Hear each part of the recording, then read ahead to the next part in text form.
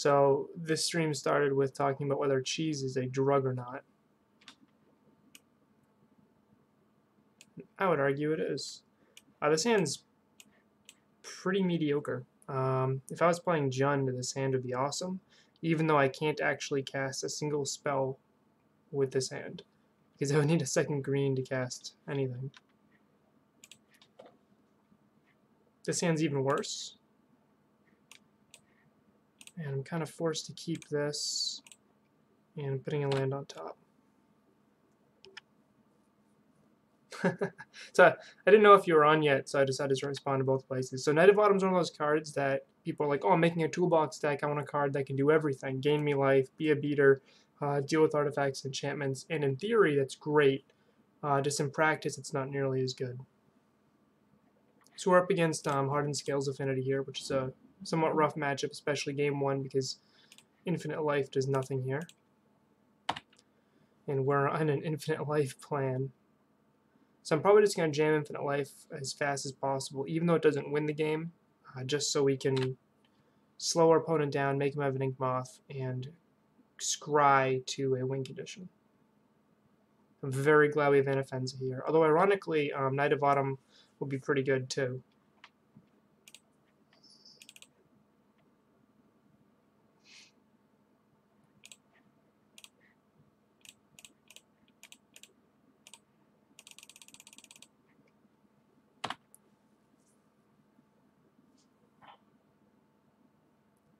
The good news is they don't have Ink Moth yet, so we actually just aren't straight up dead.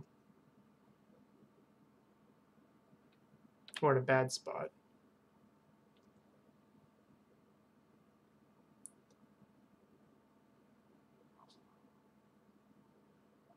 What's the challenge to have the weirdest face? Sure, Ian, you can have the weirdest face, I guess, weirdest face picture on the thing. I just, like, the image is so tiny, I had to, like, squint to see it. Basic Forest. What Abzan card wrecks Blue-Red Phoenix? There isn't one. Path to Exile is the best thing we have here. So if they kill Bird, we're in a little bit of trouble here because I can't cast Viscera here or Company.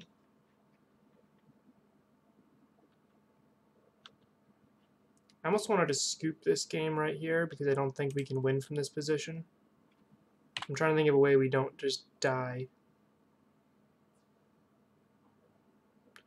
And the longer the game goes on, the more our opponent's going to see from our deck. Right now, they just think we're some sort of green-white value town running birds and finks. Yeah, we can't beat a giant ballista no matter what we get into.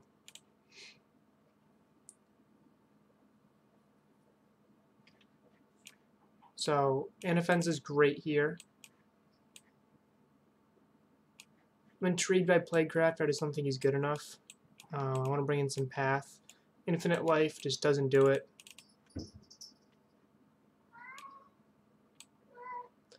Also intrigued by potentially bringing in some Assassin's Trophies as extra removal spells. Scavenging Ooze does not do much in this matchup.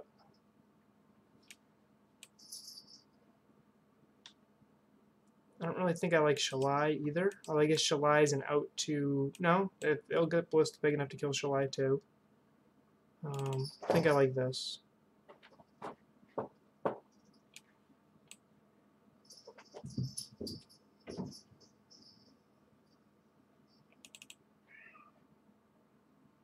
I like the extra removal spell over the Eternal Witness here. Yeah, Crafter's not great against Hangerback. They have like a... We can turn 2, maybe kill like a Steel Overseer. It seems decent, but Hangerback Walker just kind of wrecks a lot of what we're trying to do there. This hand's slow, but we're on the play, and I can get a turn 3 Company with some removal. If this hand did not have removal, I would mulligan it.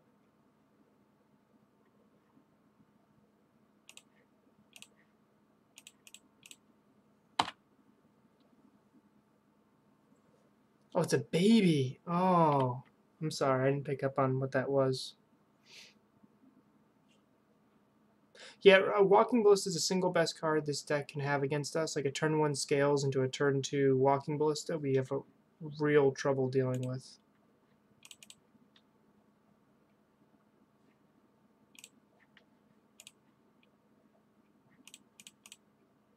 I actually think I would rather hold up the Path here than swing for 1, because if they drop like a Steel Overseer, I want to be able to path it, and if I don't path it now, then I'm not going to be pathing it next turn because I want to cast Collected Company.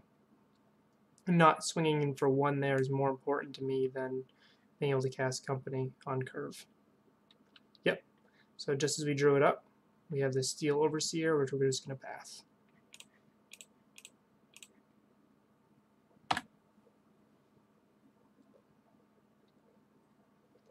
A Plaguecrafter comes in against really our most awful matchups. If Plaguecrafter only came in on good matchups, I wouldn't run him. The fact that he comes in matchups that we just lose otherwise. Do I want the black? No. Blue-white controlled, hit Teferi, hit Jace, Tron to hit Karn or Ugin. He gives us answers to things you normally couldn't deal with. He also is really good against Death Shadow decks. Unless they can flash in a Snapcaster Mage, we're probably going to get some pretty good value there. I'm actually going to Company now, instead of on their turn, in case they get some extra Nobles to get a couple extra points of damage in.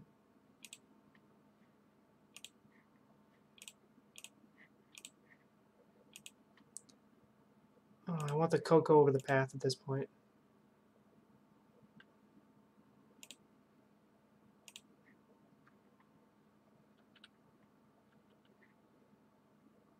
Interesting to note, our opponent does have the Ink Moth out at the moment. And the reason why I chose the Coco over the path is not because I want an extra 2 for 1.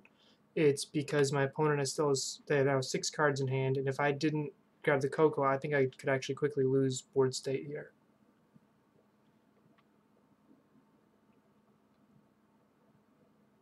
Red-White Prison, I think Prison decks in general are one of the better decks in the format. They crush burn. They can do real well against Dredge, obviously Phoenix. So it's actually one of the better decks in the format at the moment, to be honest.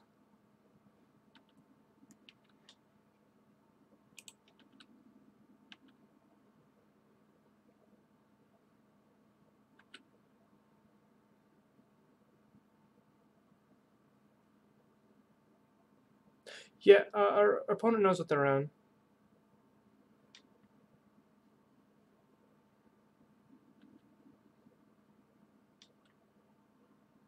We've got to activate Ink Moth here. No? Okay, I'm fine with that interaction then.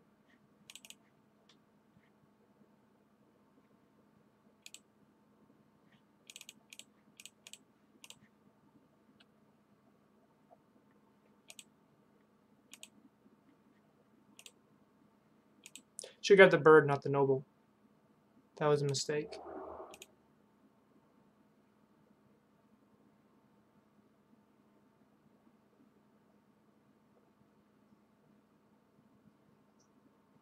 Because noble can block Ink Moth.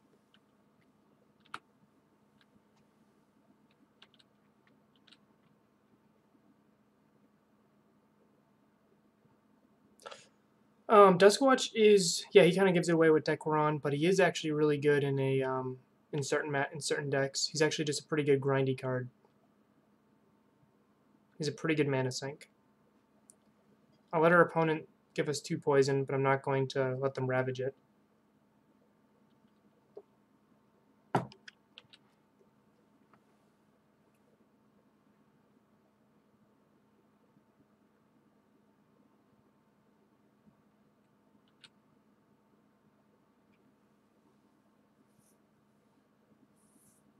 Yeah, Collected Company and Ewit are very, very good together.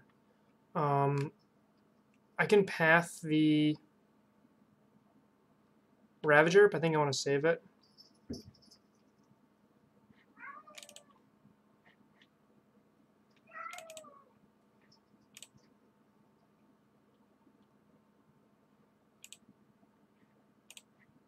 It's actually a pretty good draw because Ballista can shoot down Ink Moth Nexuses, so I can hold up extra mana that way, extra removal.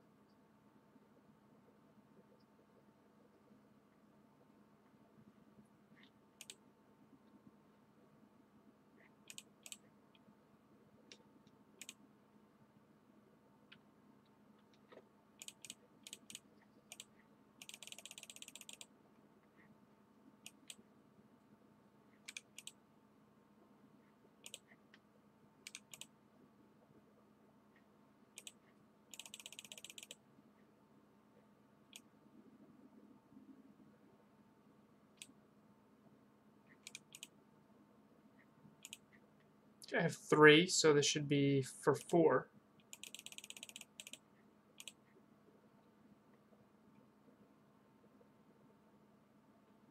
Yep.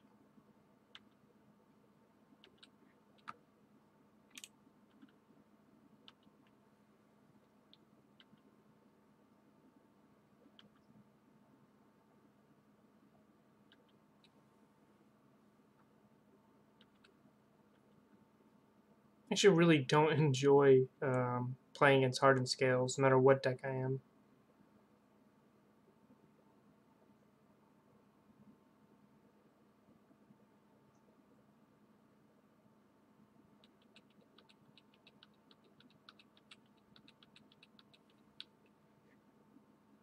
So if I path the Arcbound Ravager right now, they would float the Stuffed Ink Moth. In response, I think I ping it. I think I just do that right now.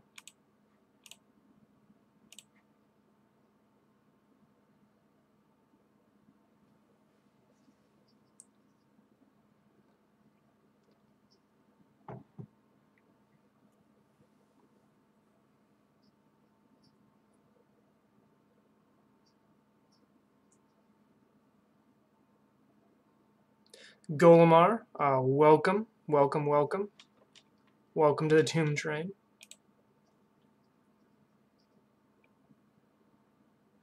Sorry, Mr. Rhino. I also missed that. And I also, Entrails, thank you for subscribing. You subscribed right before the stream started, so I want to thank that too. Mr. Blademan69er should be over hopefully tomorrow, and he can help me adjust this, so I will be alerted better. So I'm going to wait till they pass the modular, otherwise I can kind of get screwed over here. Yeah, he should not have done what he's doing right now.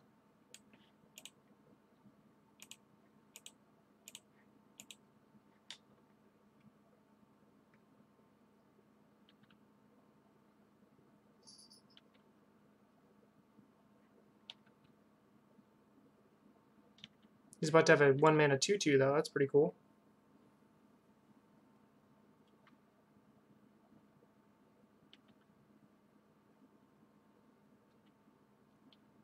I have no problem taking 1 infect here. And that way I keep Ballista on board. That just puts me at 3. 3's not any scarier than 2.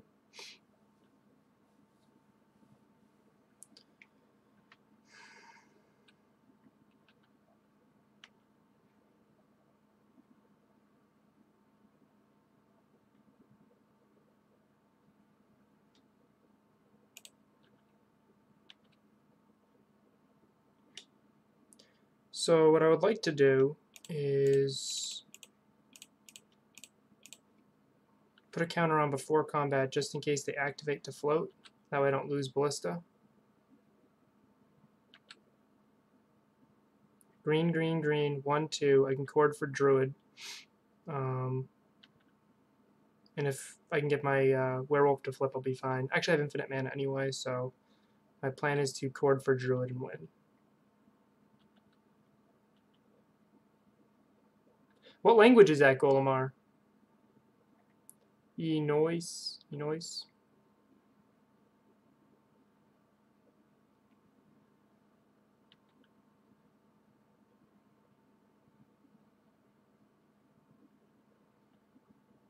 Okay.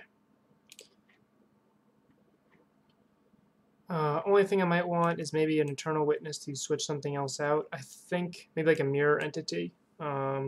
The problem is I'm just losing to... I lose to my opponent having Ballista. That's really like the defining card they have against me. If they don't have Ballista, I think I win. If they do have Ballista, they win. It's really that simple. So... I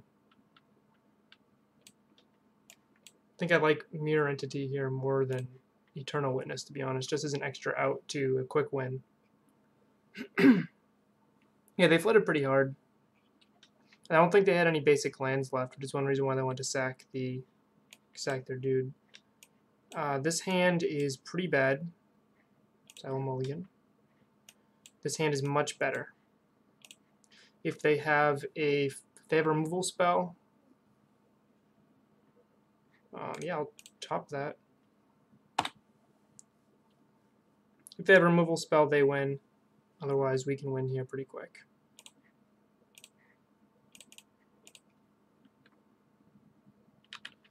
Our opponent did mulligan to 6 and put a card on the bottom, so that's actually a good sign. No turn 1 Hardened Scales, 2 off of a forest is another good sign. That's kind of scary, but every 2-drop in their deck is scary, so that's fine.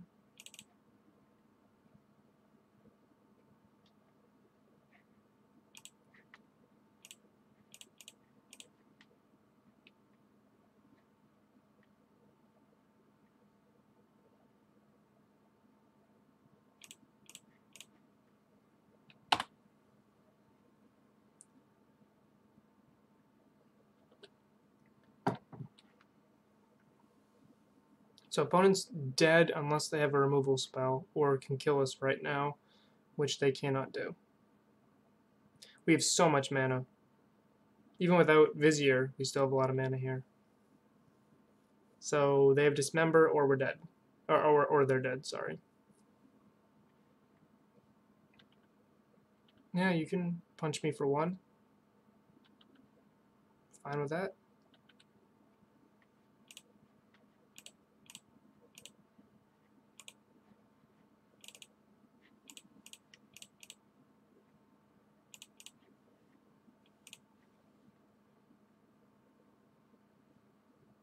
Dismember?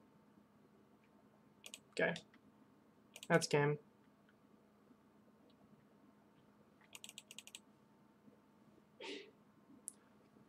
Bless you!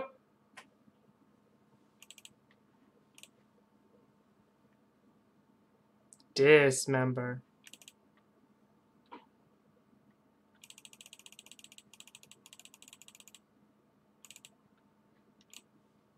Don't know why opponent hasn't scooped yet.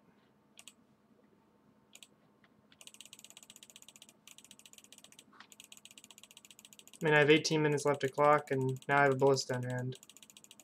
They also are clicking through this.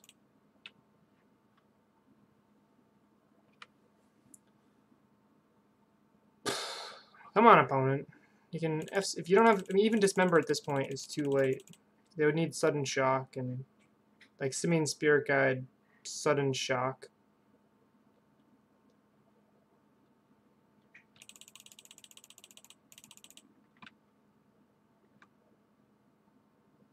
Alright, what do you guys think? Do I write in the chat? Like, come on, guy. Pirate is on fire. What are you doing here? If you want to make me do the combo, that's fine, but don't hold priority during it.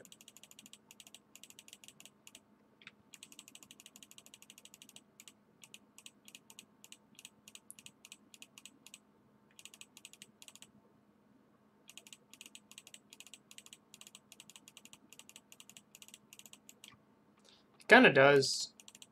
I'm actually worried my mouse is going to break at some point. This is a lot of clicks.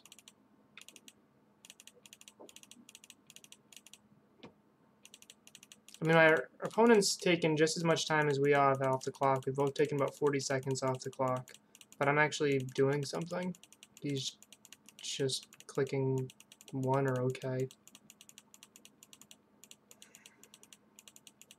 I did report that last troll, the one who took held priority on and off for 12 minutes while I was comboing. Don't know if anything came of it, but did report that one. Like, just why? They had no possible play. They were tapped out. They're on Tron.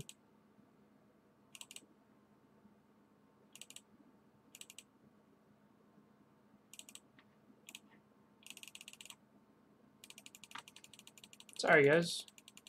So, what's your favorite type of pizza? That's what I want to know in the chat. While I'm comboing, I want to know a random fact about everyone, and right now I want to know your favorite type of pizza.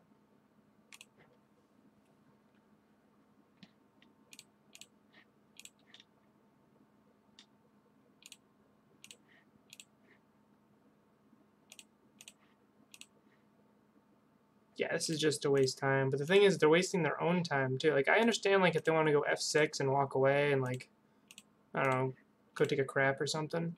But that's not what they're doing here. They've taken a minute of their own time here and their own clock to punish me for playing a combo deck.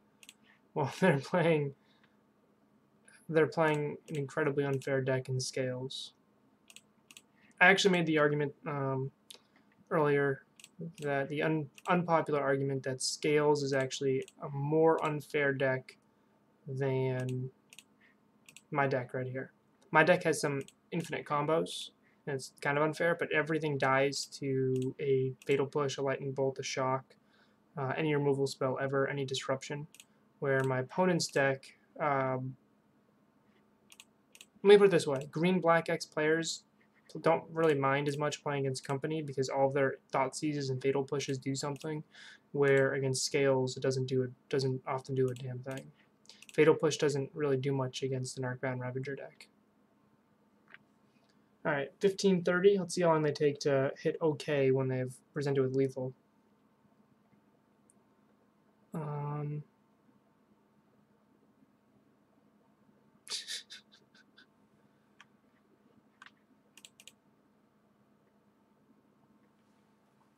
Okay.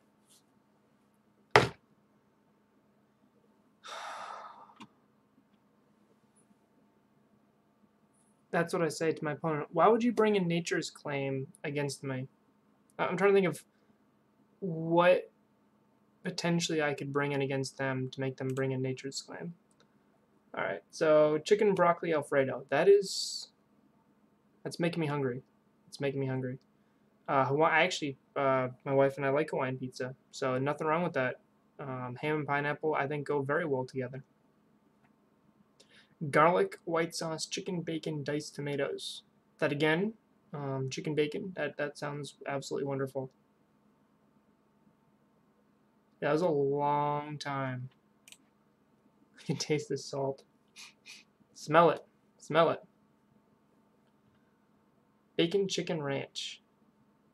Bacon, I mean, that's probably my favorite Subway sandwich. Alright, so that was against Hardened Scales Affinity. 1 and 3.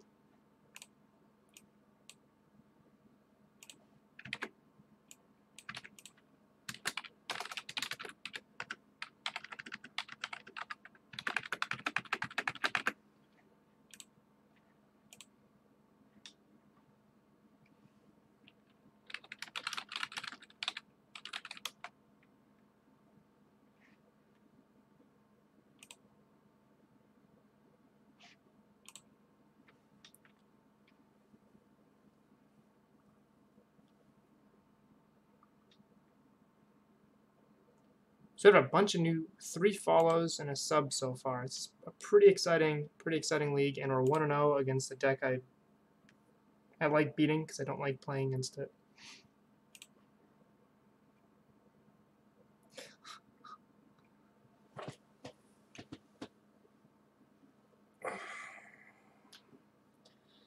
If this was a 4-card hand, right?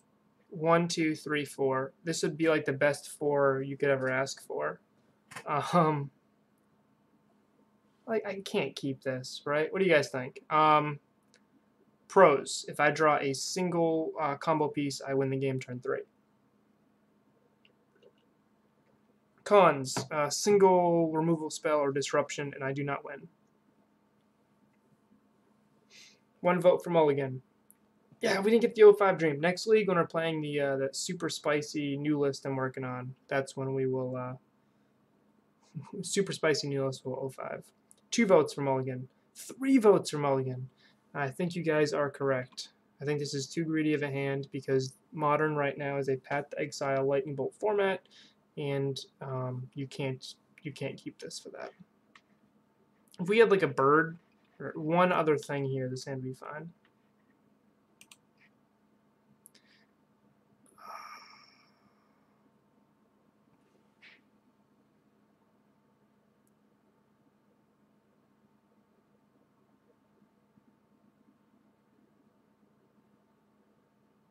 I'm going to keep this, try to scry land to the top and not and not do anything turn 1.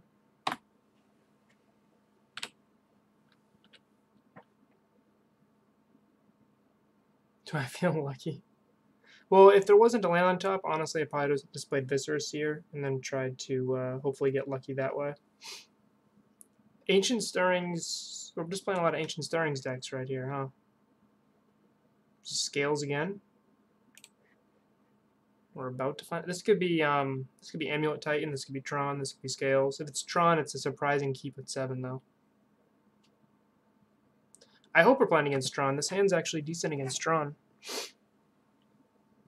Because if we draw a land after that forest, it's on EE. This is Amulet Titan.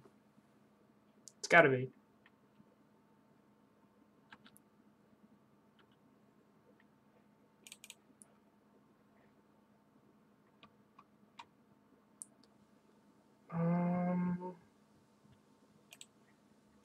I think we'll do this. Amulet Titan is a pretty good matchup, especially when they have a slow start.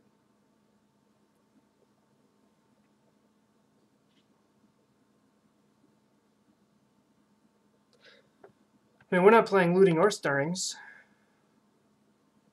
Kind of miss the days when Modern was... Okay, Amulet. Awesome. So awesome matchup. The white Amulet deck means you're going to be siding in Path to Exile against us. White Amulet is the version that I play, just so you guys know.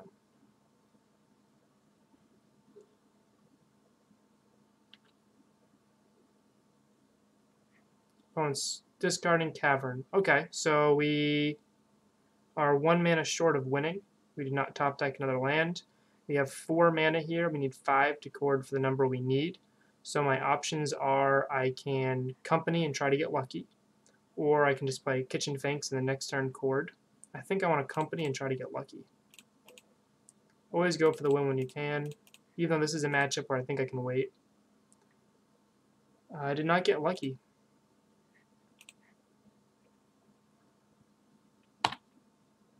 Good news is I hit something, so I can cord next turn. Actually, no, I still have only 4 mana. I need to top deck a land.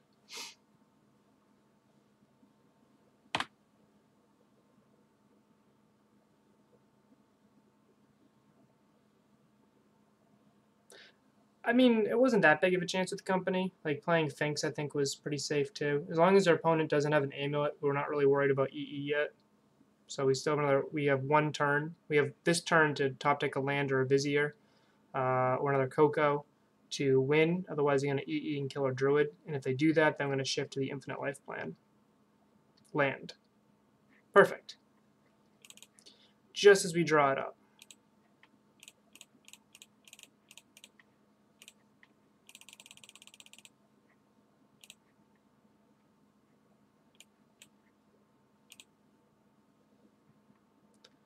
So, a little awkward, actually. Oh, that was a definite punt.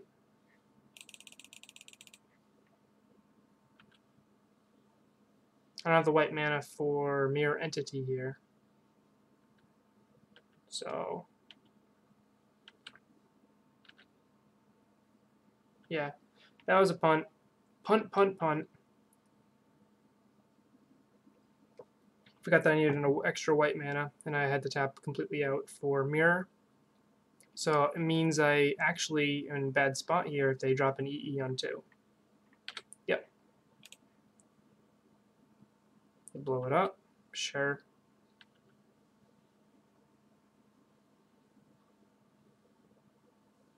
They're definitely EEing. I mean, they're playing control deck here.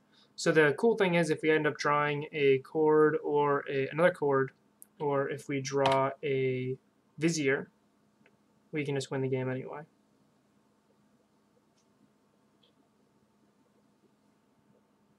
No Amulet means we're still safe from being punished.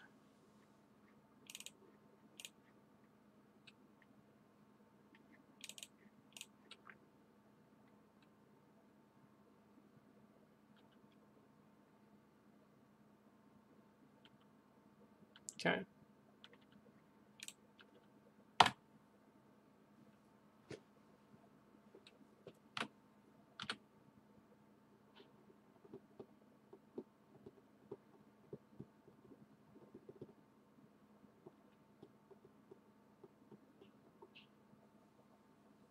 So going back, I should not have courted for Vizier there. I got too excited. Mirror Entities, all the hype. So I see him and I get pretty excited about winning. Yep. Good news is we aren't dead. Our opponent, what they're going to do is grab another EE. Actually, not. They only have one EE main, so they're going to get a Walking Ballista if they're smart. And then we have one more turn to win the game. Vizier wins us the game either way.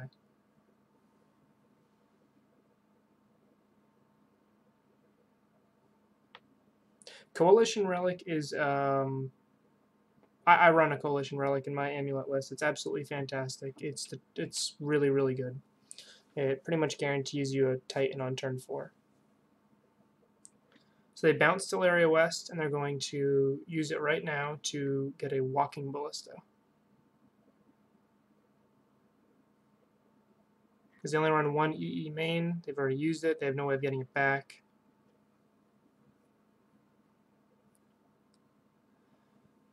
Pact of Negation. That's a good line. All right. I actually like that more than Walking Ballista.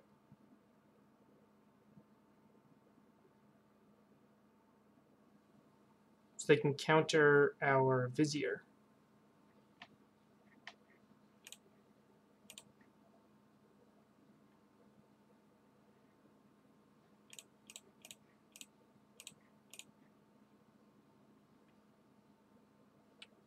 I kind of want our opponent to counter this because it'll tie their mana up next turn.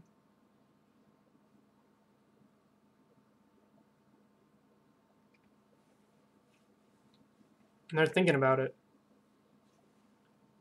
They shouldn't counter this, to be honest, because they should be able to swing for pretty close to lethal next turn, if not lethal. This is a very good matchup for us, but unfortunately we didn't hit a piece when we needed to. That company whiff was really what really spiraled us downhill. Yeah, they should not counter that.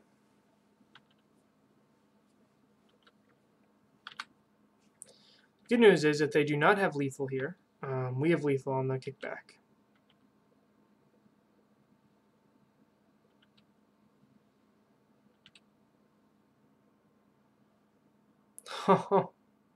They don't have red. They didn't. I think they just made a mistake. I don't know why they just didn't take a white and a red mana to get their... What are they doing here? They've got to just be getting the Walking Ballista now. That's got to be their line.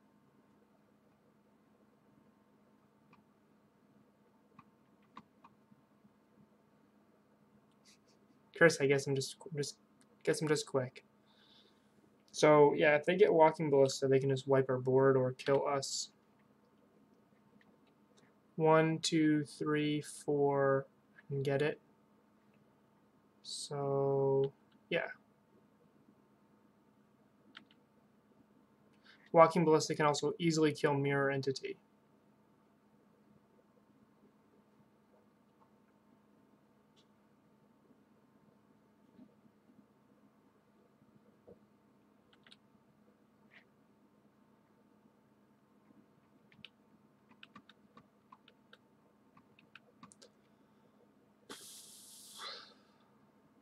Yep.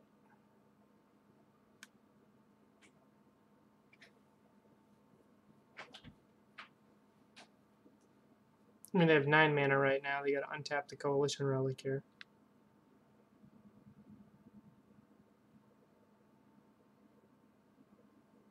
Amulet's hard. I personally got Walking Ballista last turn, but I think Pact of Negation is a pretty good line.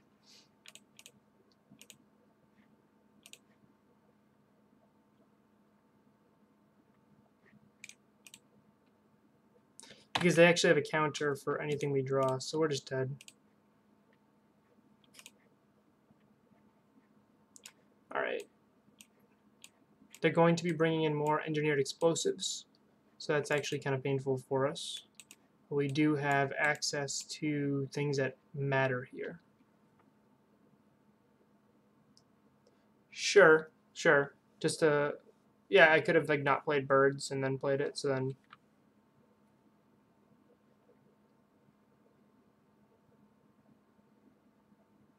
I can only make things 1/1 at that point.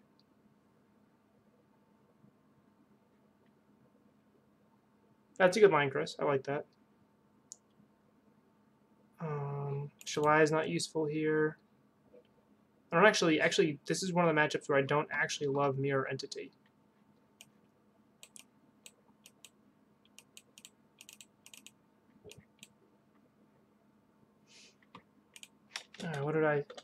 What did past Mike say?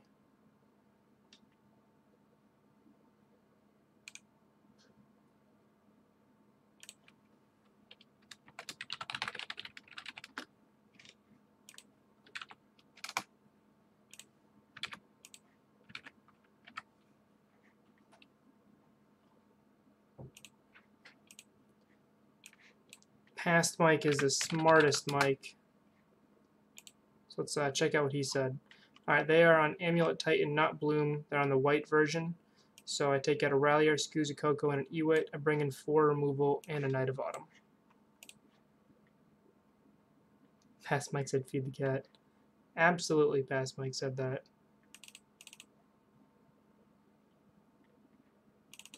Yeah, I'm going to cut Mirror Entity here. I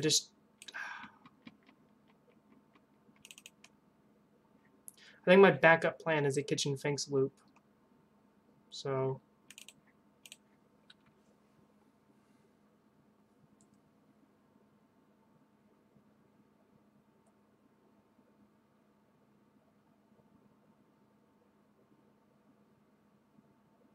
yeah, I cut Shalai, right?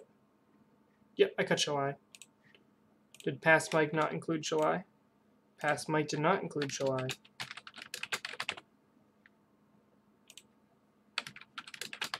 Alright. Current Blademan 69er is smarter than Past Mike.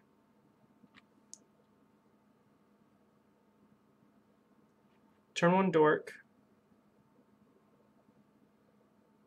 Turn 2 Dork. I think this hand's too slow unless I hit a land. If I hit a land, I can get infinite life turn 4. Otherwise, this hand is too slow. This hand's even worse. I'll keep this. It's not great, but I can path their first Titan and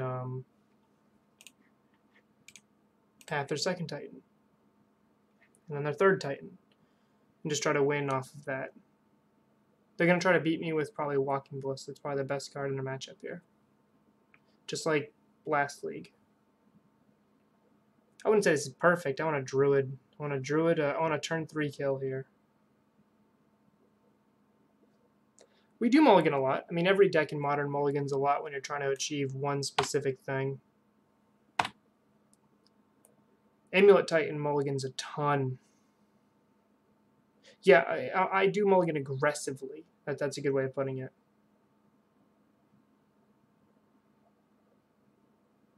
Okay.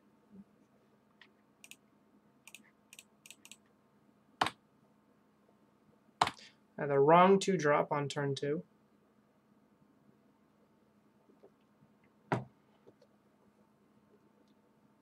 I think in Modern you have to aggressively mulligan unless you're playing certain... I mean, there's very few decks that you don't want to aggressively mulligan at because the first few turns are more important than later turns, so having a powerful first few turns is more relevant in the grand scheme of things.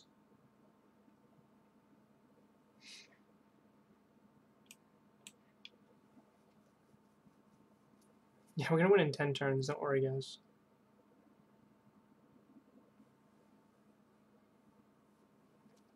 This is not a hand I would choose any case. This is bad. This is a very bad hand.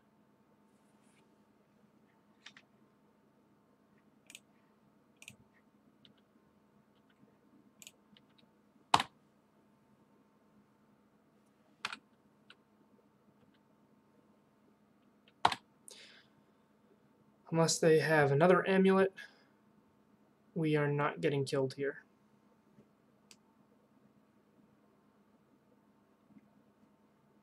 A fetch would have been nice. I didn't want to play Ewit for nothing. There's an argument that can be made to just put the 2/1 in play, but I don't see the value in it. We're not gonna outfare the Amulet deck here. They can outfare us all day long.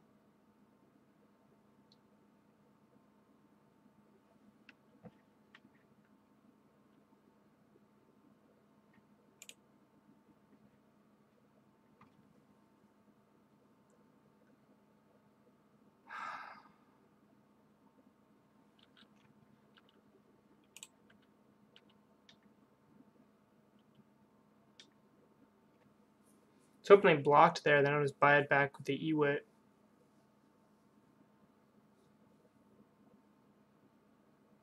I want them to take the trade, and then I can just buy it back with Ewit. I really don't want to just buy back a basic, I'd just buy back a land. But I think that's what I have to do.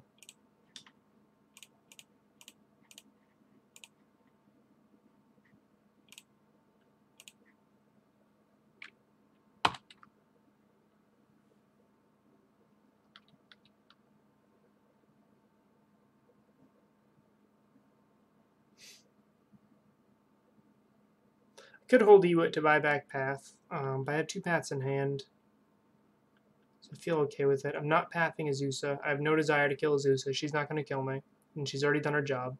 Pathing her would just make her even... My opponent might even like that. It would just make her ramp even more. Hey! How's it going, Earlman? Alright, EE on 2. We won game 1 against Hardened Scales. We're up against another Ancient Stirrings deck here with Amulet Titan. We're down a game.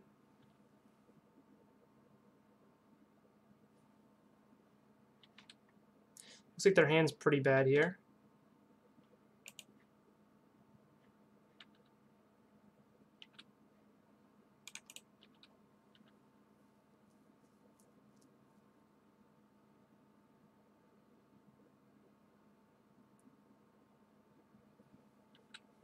That's fine.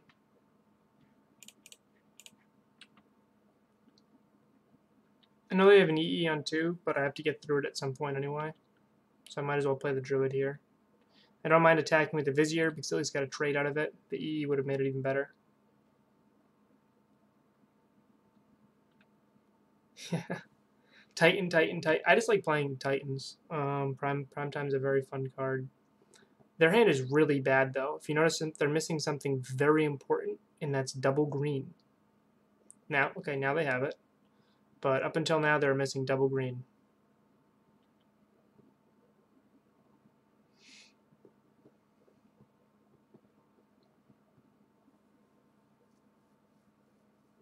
Yep.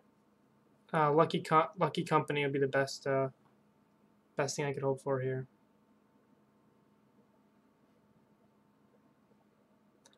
Cord doesn't do enough. Because then I get infinite mana, I have nothing to do with it.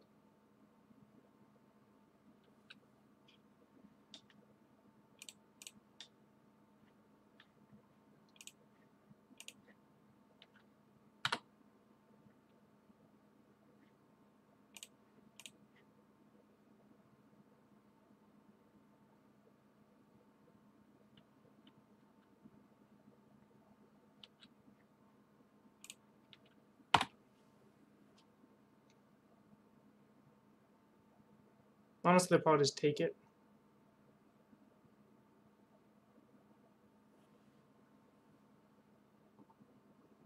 Sure. So collected companies are best possible draw now. The reason I'm guessing my opponent EE'd there was they were hoping to top deck a land and play a Titan from their hand. And they wanted to save their mana. Yes, their deck draws much better than we do, because everything draws into Titan. The good news is we have answer for the first 2 Titans, so...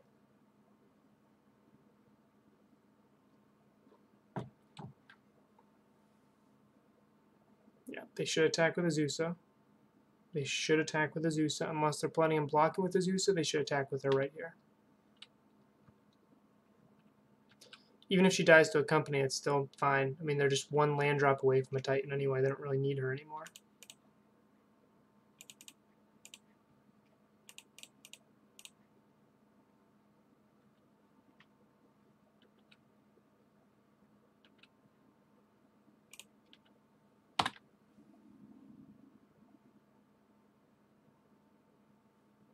It wouldn't really be a fair Titan with an Amulet in play. Amulet changes everything with how good a Titan is.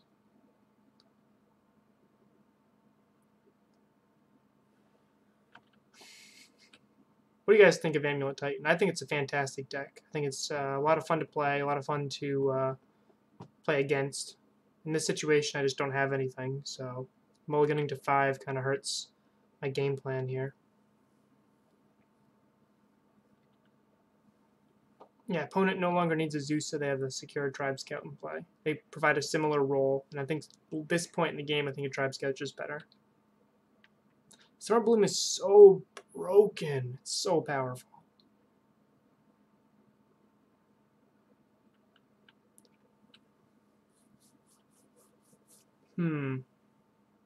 That's a pretty good draw.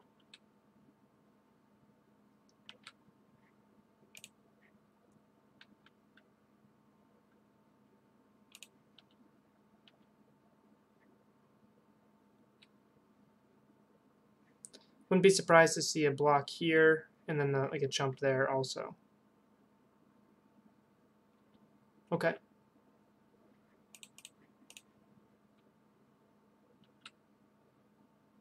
So Collect a Company wins us the game potentially.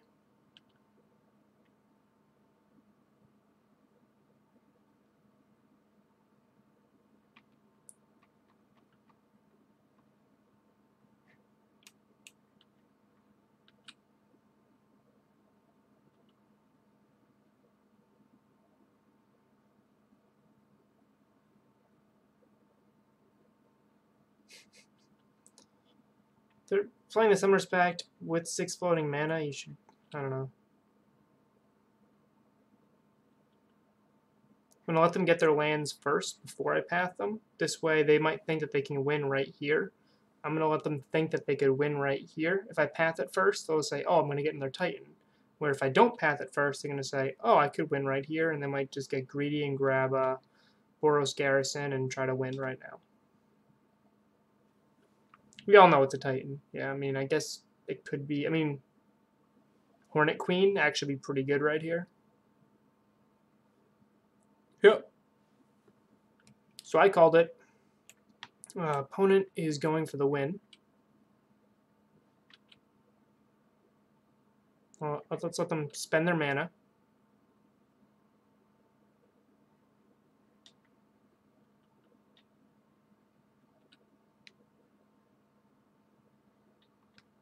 It's a very greedy line since I've been holding up mana all game and have not played a Collected Company.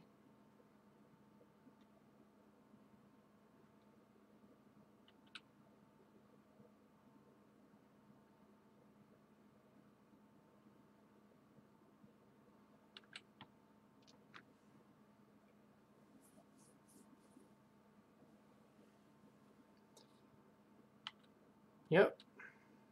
I'm letting them spend all their land drops right here.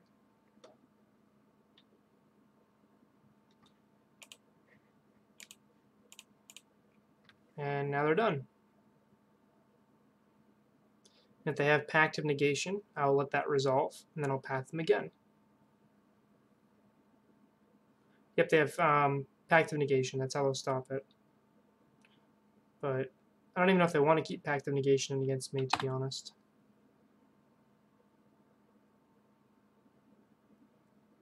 Probably going to bounce the, if I were them, I'd bounce the Vesuva.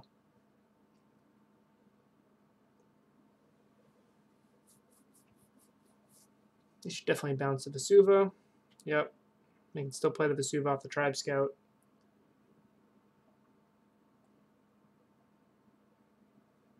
No, they have a land. I don't remember which land. And a Vesuva. Oh, they have the Slayer's Stronghold and a Vesuva in hand. So ironically, if we actually kill their Mana Dorks, right? The Mana Dorks are important because they need to play both next turn to try to one-shot us.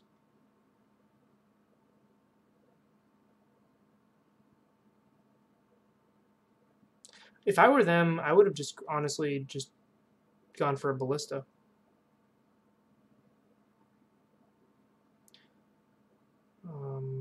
Okay, why are you doing this now, opponent?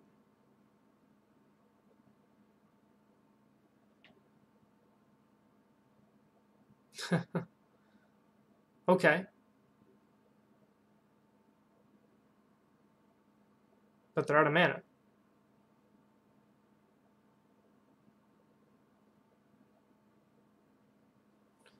We don't scoop to Anger the Gods. I actually played at the regionals. I played against an opponent who cast a Terminus, a Supreme Verdict, a Terminus and a Supreme Verdict, and I was still okay. What actually killed me was the third boardwalk, the third Terminus. So what can I Court of Calling here?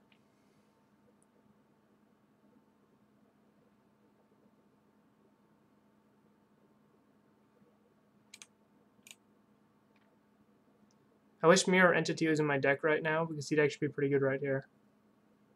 I sided Mirror Entity out, Bison. This is a mistake.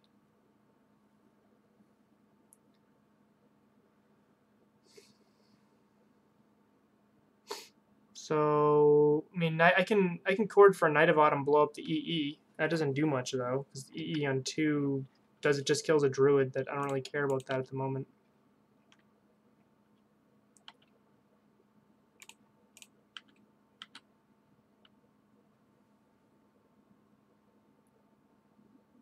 Sure. Opponent drops to 5.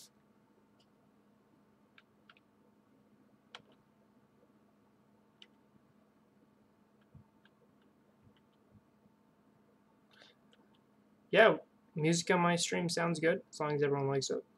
And as long as YouTube allows it.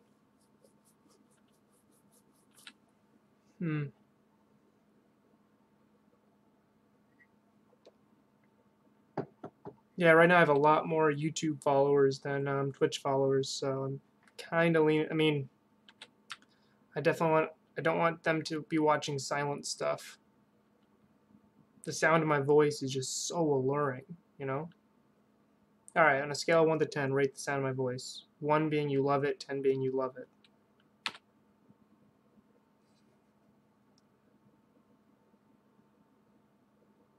Lord Roldan, you gotta vote first. 69, alright. Hey there, Andrew. Quit talking. Alright. Opponent should just be bouncing the Kabira. They're bouncing for blockers. I think bouncing for life might be more relevant in the moment, but EE still on 2.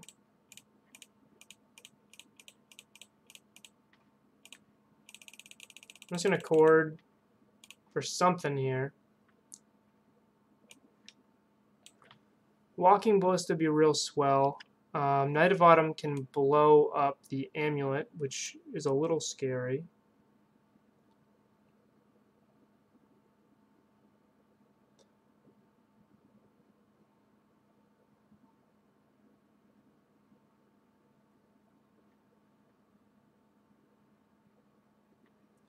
Honestly, think just another Kitchen Finks is probably my best bet here. Actually, no, I'm going to go Eternal Witness, buyback Chord.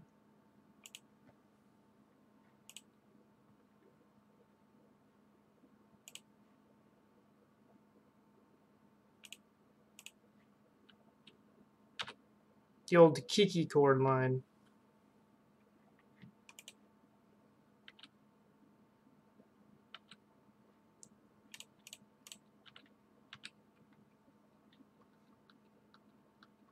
Yep. You get a free blocker. Woo, surprise!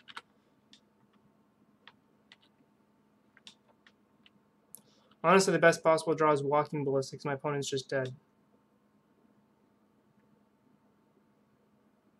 I lost a green-black rock, actually, in a league recently, and I drew all 21 lands. That was why I lost. If I had drawn anything but another land there, I would have been fine. You want to trade a plant token, which you're just going to make another one of with my Eternal Witness? Sure, but you're going down to 2 here. I think your opponent's playing a little loose here. I mean, if I just had Walking Ballista, that'd just be dead.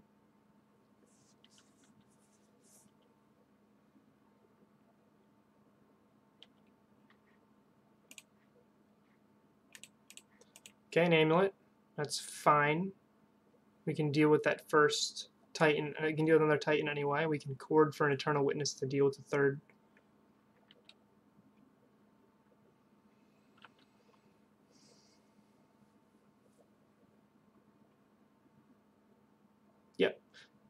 Walking Ballista would have killed him. So I think I'm actually just going to do the same exact line. I'm going to Chord for an Eternal Witness, buy back Chord. That does make it so I can't buy back more paths, unfortunately. But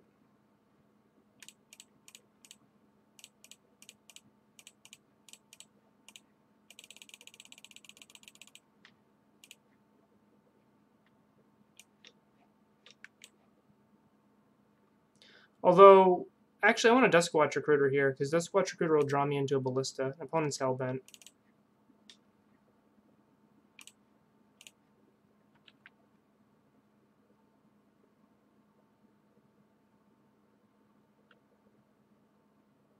That's fine. I just want to draw into it. Boom. Good game. Just like we drew it up, boys and girls. Yeah, they didn't pop it in time at all. Did a greedy line, and I got rewarded for it. Keep rewarding my greed. A fair Walking Ballista is one of my favorite things in Magic. Unfortunately, it's used very rarely as a fair card. It's used in Tron, it's used in Scales, and it's used in our deck mostly because it's a combo piece. This is another terrible hand against their opponent. I really just want a fast Druid win. This hand has a turn 2 Finks. I think I have to keep it. So I'm going to go for the Finks Infinite Life plan here. Opponent mulliganed once.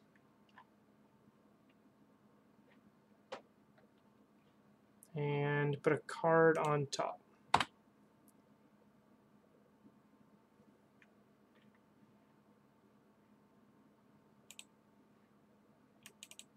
So I want to thin my deck a little bit. I keep drawing lands, it seems. Come on, MTGO. I run 21.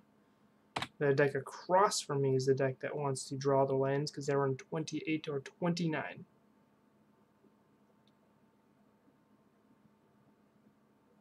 Yep. Well, that's a good draw. Once again, I'm going to fetch just to thin out my deck a little bit. I wouldn't want to be at 18 against their deck, but I'm actually going to be at 20 with a Finks in play, so it's a little bit better.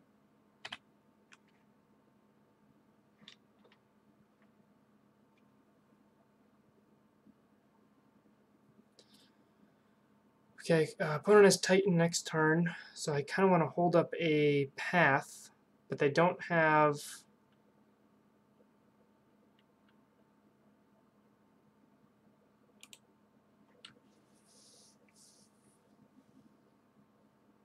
I think it is company. Actually, I guess I don't have to do it right now. I can wait. Path if I need to, company if I don't. And I'm not attacking with Finks in case I can somehow chord right for... I should attack with Finks because 1, 2, I could only chord for 0 there.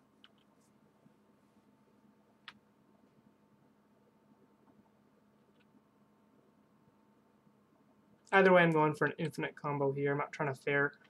The fact that I beat them fair last game is kind of impressive. This is the deck that's supposed to beat fair.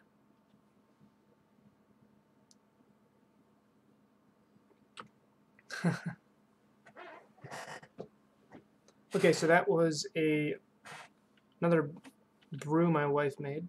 A Russian Imperial Stout. It was delicious and also very strong. I mean, my cheeks are red. That was like 4 beers in one. I'm not just saying that. I think it really was 4. Okay, this is fine. Can't do anything here. I'll let them fetch their lands again. Never path with it on the stack. Always let them fetch and give them less information. Super cool wife.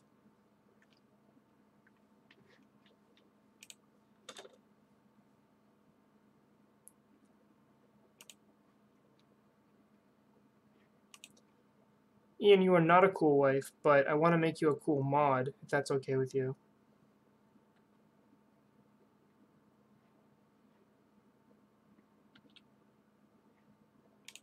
No need to path right now, so I will go.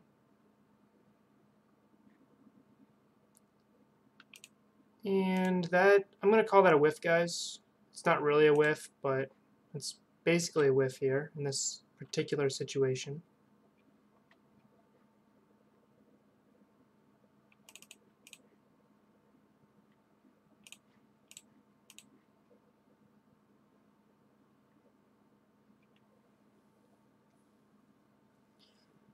I see no value in courting right now because I don't have infinite mana. I can't do anything else, so I just have to attack. What, did I make a mistake? Or am I just catching up? I can upkeep the path. They still have it either way. I want to attack. That's why I'm not upkeeping.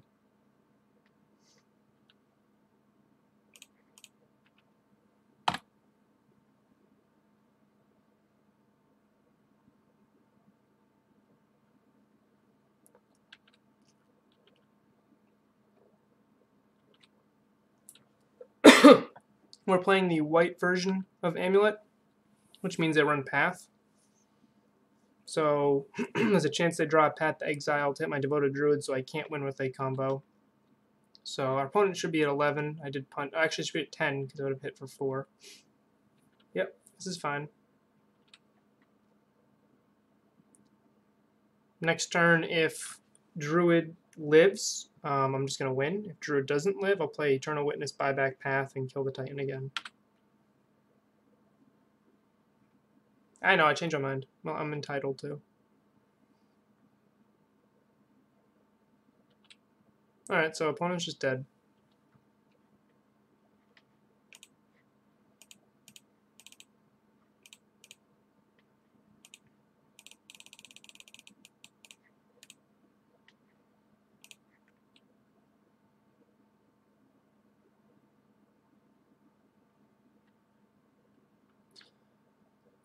They do not run Dismember. Oh, they had the Coalition Relic. White mana there. Okay. Don't know why they'd wait, to be honest.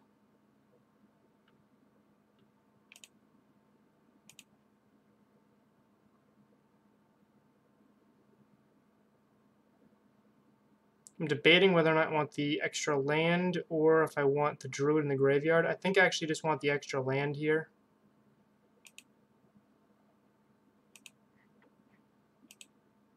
Because I'm going to use this Eternal Witness to buy back the path anyway. This will get a Druid.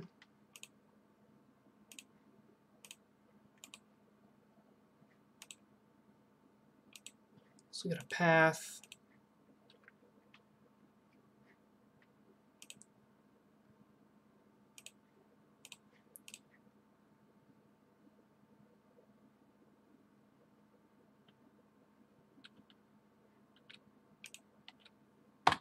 Nope, we win too early. We celebrated too early here. We'll have 6, we have no possible play, but we do have a lot of mana next turn. It's possible instead of Devoted Druid, I should have grabbed a Duskwatch Recruiter again for that line to dig for Ballista for the win. Opponent's got something big here. Walking Ballista for 4. Okay.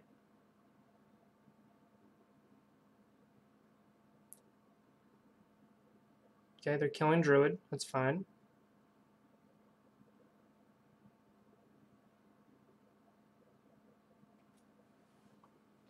Yeah.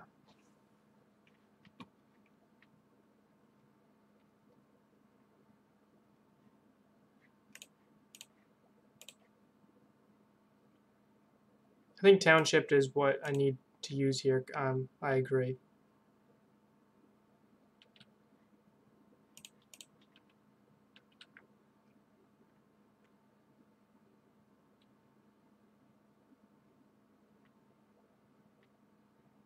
Actually, going to Township now.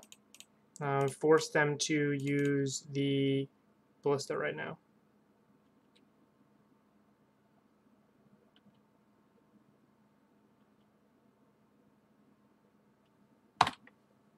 I have no possible play.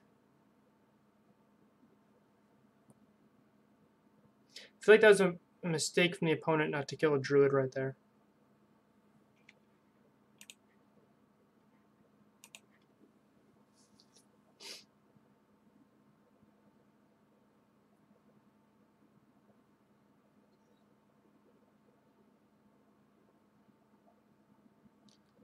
That's a little painful.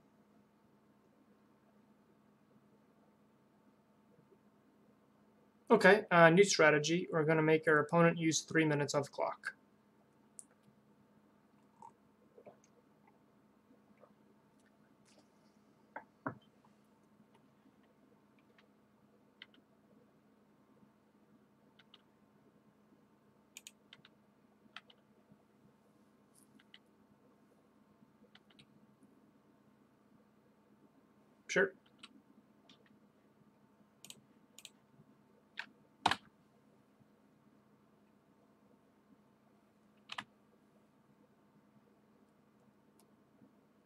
As if you're in a movie. Yeah.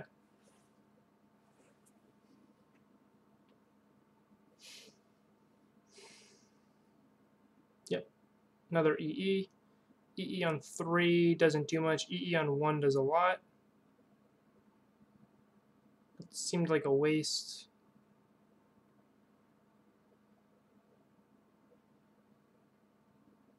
Currently 1-0 overneath.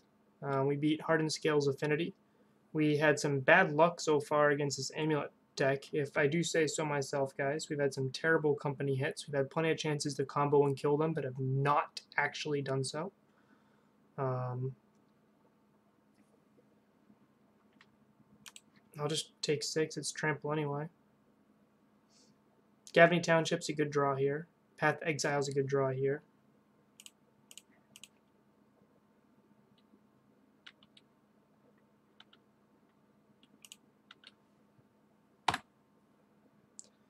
In response to this, they had why didn't they?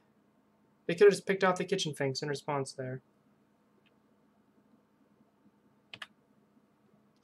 I mean, I just need to make my opponent take 2 more minutes here. They're playing a deck that has a lot of triggers, and they're playing a little slow.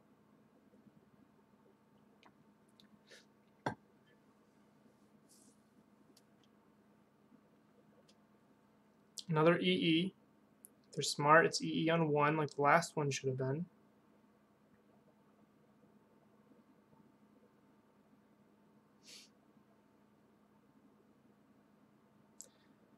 They should also kill the Finks and attack with the Ballista. That's fine.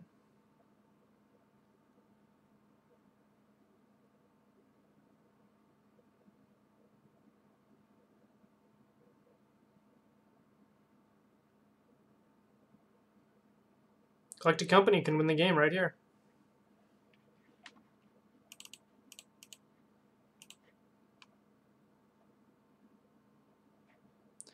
So opponent has 1 minute left in the clock. They can do 1, 2, 3. I don't think they have enough time to Ballista kill us. That'd be 3. Make it a 4/4. Let's 1, 2, 3. Right? We have 4/4. Yeah, I don't think they can Ballista kill us. I think I just grab a path here.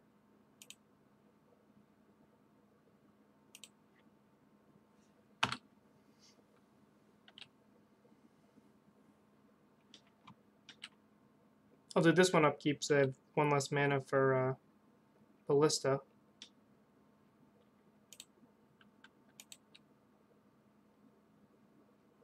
Cool thing here is I'm doing something useful, and I'm also making my opponent take more time. They should have pathed the Eternal Witness, in my opinion. Let you draw. Then I'll path the Titan. Opponent should be able to get lethal, but they'll be in a bit of a rush here. And this is why chess clocks are cool. They have to ping the Ewit, or they don't stand a chance. If they let me block, okay. That's a decent draw.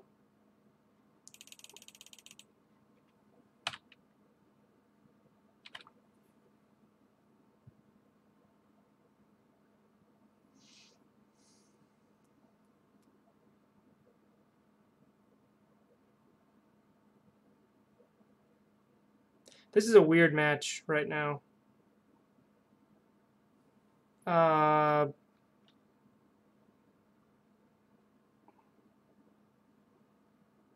Okay, you have 7 seconds. All right, we're 2-0.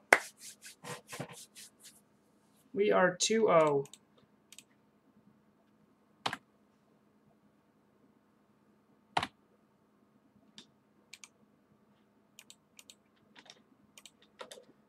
Don't like doing it that way, but if you're going to take that much time, this is MTGO Competitive League.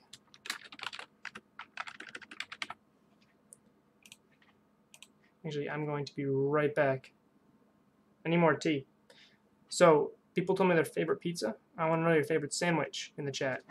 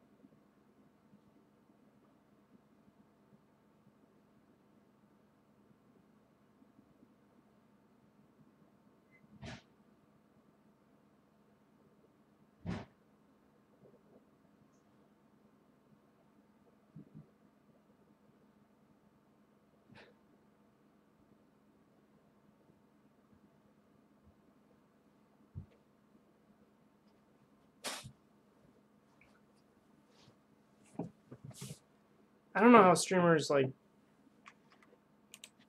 that just sit there for like 12 hours for so long without getting more food or taking a leak or anything. All right. I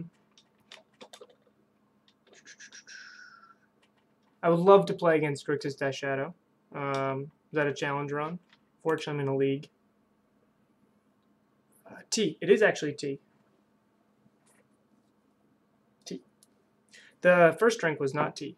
That was clearly not. I cannot take S. Another one of those, though, and still top. So I will take a T.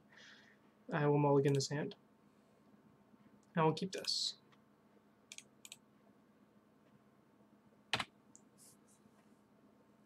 Alright, have a good night, Ian. I will hopefully not play against Tron, but if I do, I would love to beat them, and I will see you tomorrow. I don't know if I can say that on stream.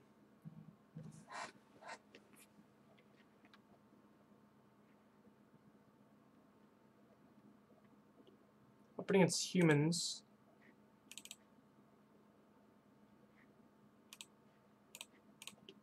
If you notice, even though we do have black in the main deck, I rarely actually fetch for it. Thanksgiving Day sandwich, Pilgrim. I kind of like that. BLTs are good too. Chicken parm's really good. Yep, yep. So of course we get punished by drawing the black land. Black creature right after I say I don't fetch for it.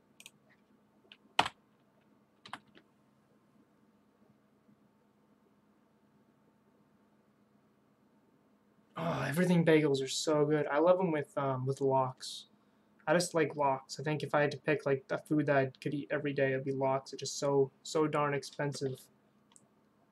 Bagels are sandwiches. Network error. Chris, let me know what's going on with that.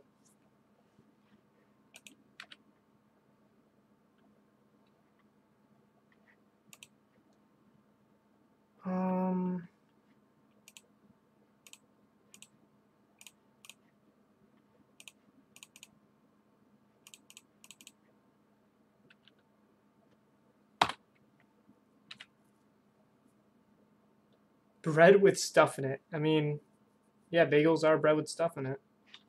Sorry if I'm catching up here.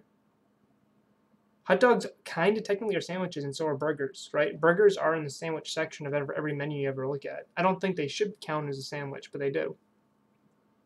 Just like a salad is anything that's any combination of anything.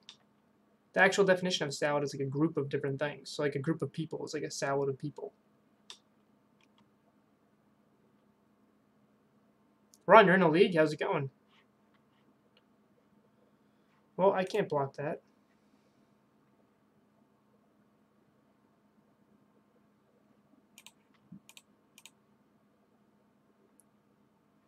It's not what I want to see.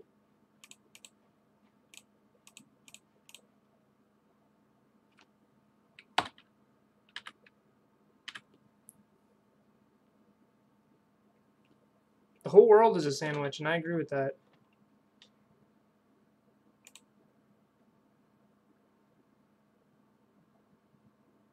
Oh, Chris, I was catching up on chat. It said something about, oh, that stinks. Alright, we lost.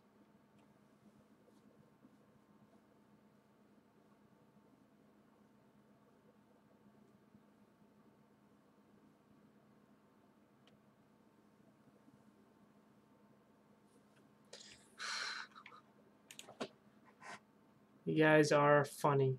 Funny fellas.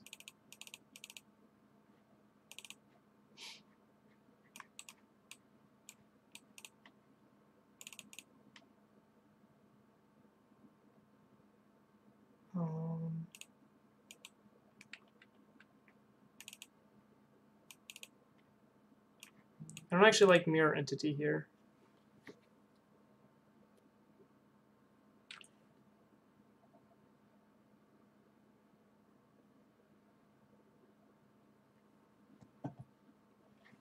But I want to play more with him.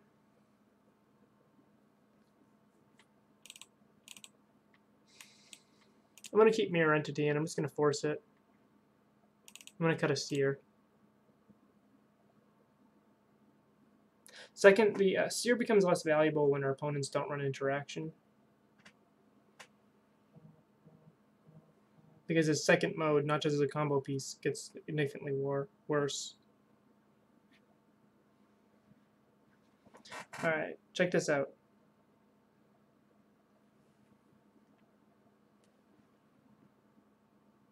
Oh, listen.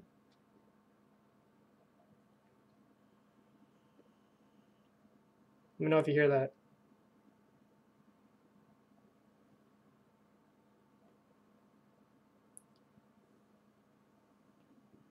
Can you hear it? It's a little bit too quiet. It's a video of my puppy snoring right now. Oh, yeah. So past Michael is super smart. And he wrote down all of his crazy thoughts. Against humans, what I like to do, side out Scavenging Ooze and a Rally or any Witness, Initial Eye, maybe a Seer and 2 Collected Companies. So I didn't even have this open yet. I just remembered that, and I want to bring in 4 more removal spells and Night of Autumn. The reason why I'm taking out 2 Collected Companies is that's what's going to get named off of a Meddling Mage if they don't know what to name. And also, Collected Company is a grindy card, where Court of Calling is a combo card. I want a combo against humans. I'm not going to grind them. I'm not going to beat them in a long game. I take out Scavenging Ooze because it's very bad against any situation where... Oh, this hand sucks. It's very bad in a situation where creatures aren't going to the graveyard. This hand's even worse. I mean, I guess I'm kind of forced to keep this, right?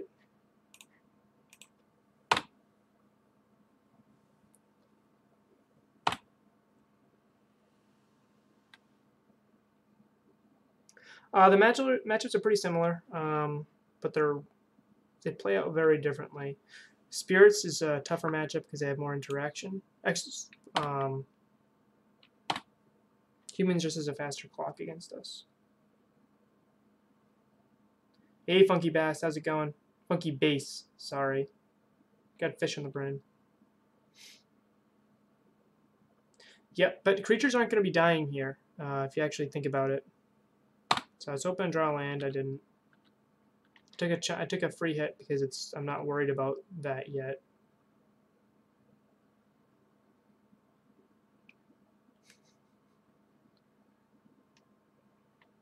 I think hamburgers are sandwiches.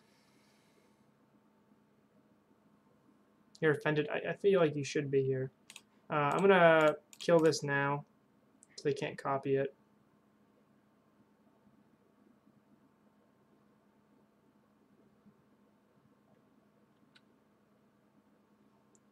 If I can draw a land, I might be able to sneak out of this one.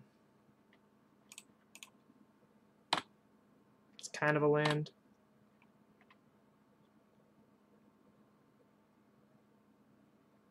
I feel like hamburgers are sandwiches, and they shouldn't be. Like, it shouldn't be a sandwich, but it is. I'm going to go by the experts, like I said before, and restaurants put them in the sandwich section, which means that where we buy them from counts it. All right, well, that's just mean. Swig for 4, yep. All right, looks like the 5-0 dream is dead, unless we top take a collecting company. Actually, just need to top take a land. His opponent's not swinging for 12. That was a really good draw. If you have a torta existing in the same food universe, the non-sandwiches of the... Ooh, I bet you they're going to name Coco here and not Cord. I just need to top take a land and we win. Vizier, that's fine. I just need to top take a land. Not Cord. Not Cord. Oh, that's fine. See? I told you. Opponents name everything but Cord. They're not afraid of Cord. This is not lethal.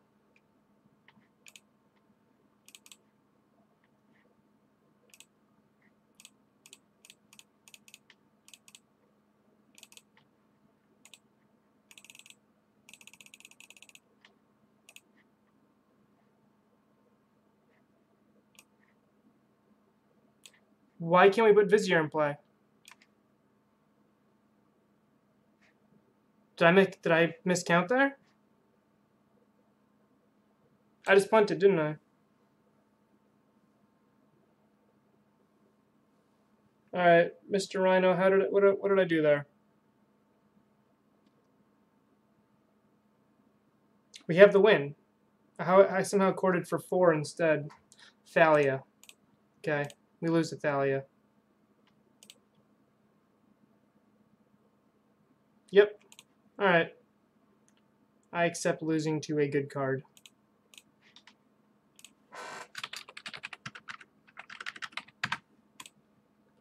And a good deck.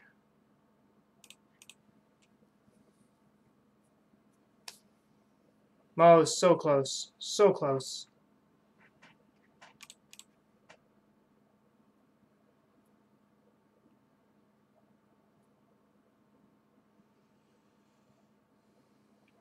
Sounds pretty terrible. I think as a rule, you can generally mulligan every 4-land hand, unless it's like Druid, Vizier, Cord.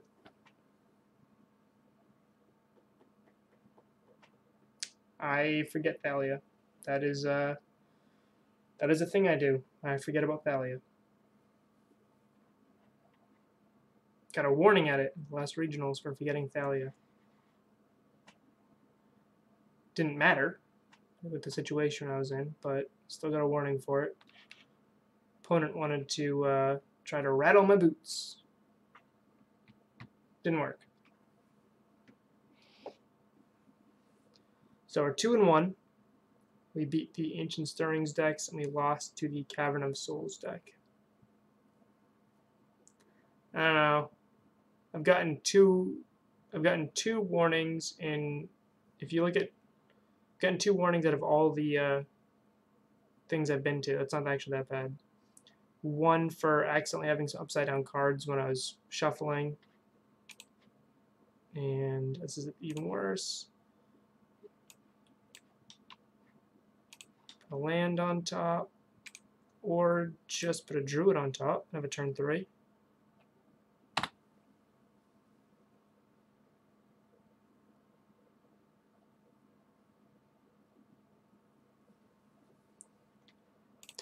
Up against Amulet again. So, by the way, humans I think is super 50-50. Like, I think that's probably about as even as a matchup as you're going to find. What deck did you win hot 4 and 5 with what deck overneath?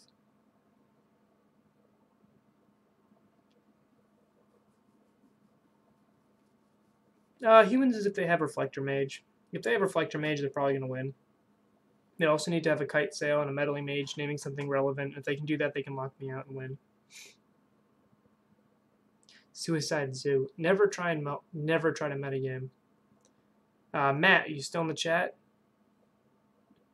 You can tell the story of when you tried to metagame.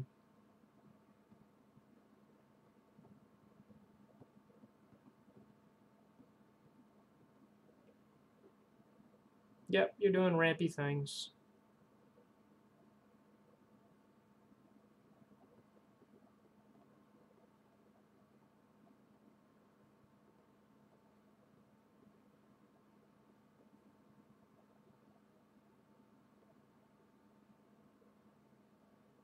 No, Suicide Zoo runs Wild Nakatos and Goblin Guides oftentimes. It's a more aggressive Death Shadow, where Death Shadow runs Tarmogoyfs. Oh, I think Zoo probably does too, but Jund Death Shadow runs Removal and Thought Seizes. Suicide Zoo just runs more Creatures and Burn.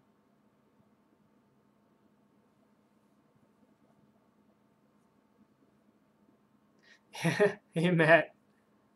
Yeah. You can't metagame. You can't metagame Modern. It's too wide of a format. You just got to be proactive. You can metagame a little bit in your sideboard, but I don't think you can metagame a specific deck. I do think that mill list was actually kind of sweet, to be honest.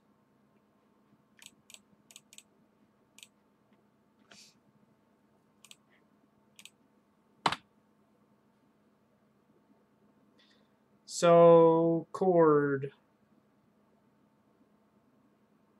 would win us the game. And we have so many live draws right now, with Rising Canopy as an extra draw. We have 3 top decks to try to win, because we have the card we're going to draw, we have a card off a Rising Canopy, we can Eternal Witness, back Rising Canopy, play it, and do it again. So we have 3 draws to win the game here. Like when Death Shadow was taking off, kind of. When Death Shadow was still taking off, though, I feel like it was still running Thoughtseize, and Suicide Zoo does not run Thougtseize. I feel like that's a distinctive difference. Suicide Zoo is more like the old Zoo decks. It's just trying to aggro you out. Okay, we're getting tightened. But we shouldn't be dead. There's only 1 amulet here. I'm not going to count, but I feel like they can do 16, which will put me at 2. And then I can just hopefully win next turn. I get 3 draws.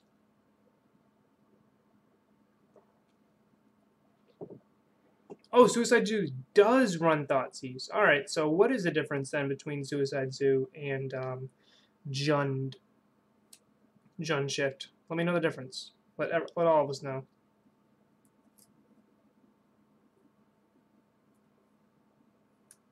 So Fatal Push. So it's like Fatal Push, no removal.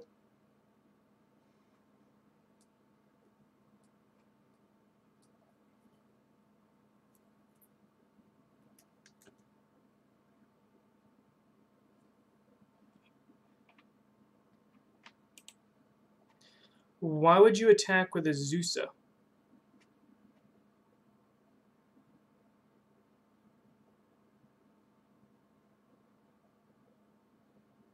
Alright, we're dead. They're turn 3ing us. We probably have the turn 3.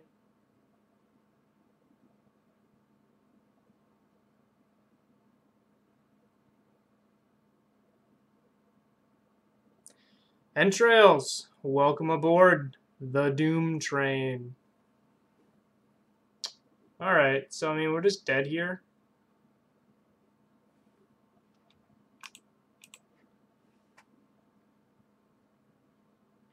I'm curious.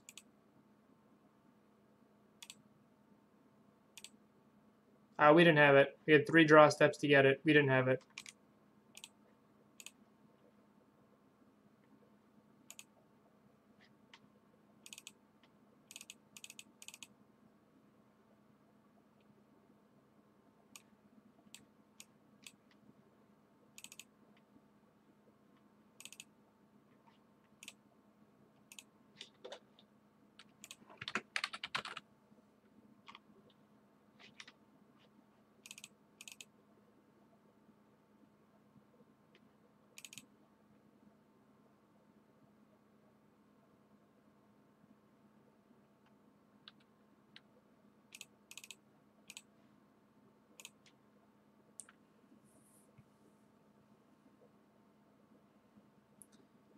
I think terrain cards are segregated everywhere, right? There's the rich section and the poor section, so there's segregation right there for you, Ron.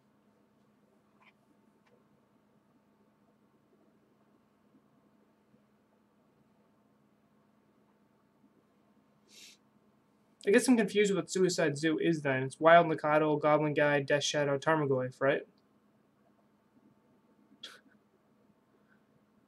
I don't know what type of segregation. I guess you're going to have to ostracize yourself here in the chat. Men and women, is that the type of separation you're talking about, Ron? Because I believe men and women are allowed to sit together on the Doom train.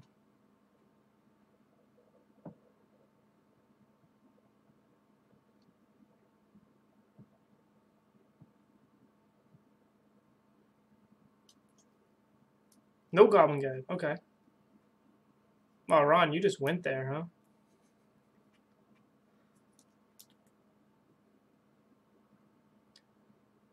Stubs versus non-stubs. Okay. All right. So still run interaction. You just run different types of interaction. More burn as opposed to...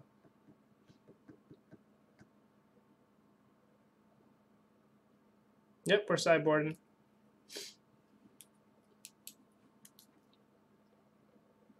Oh, I can't read. It said subs versus non-subs.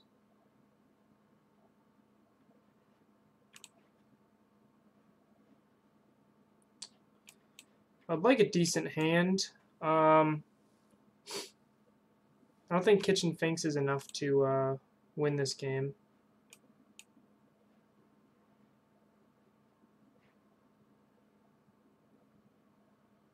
Even this isn't a great hand, but I'll keep it.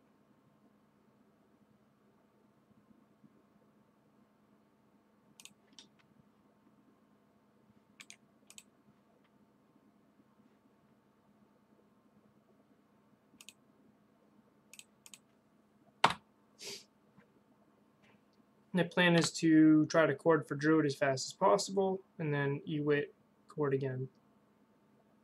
Opponent's got a good start.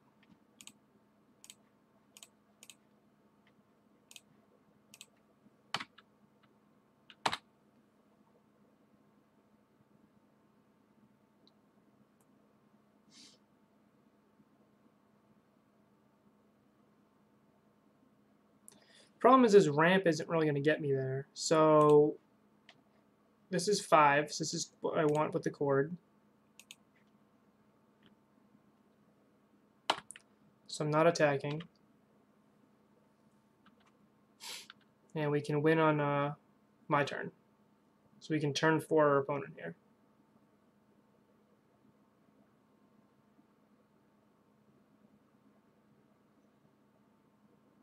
I do like interactive aggro decks. I just like decks that can attack at a unique angle and have more than one line. Okay, I feel like an Azusa's coming here. That's rude. I probably should have fetched before the Ballista came out.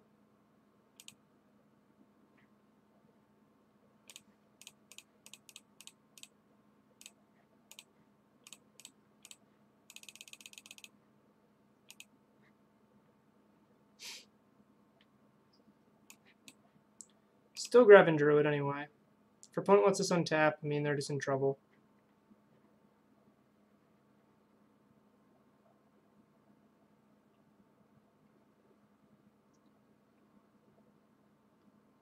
Yeah, that's fine. Company. That is not company.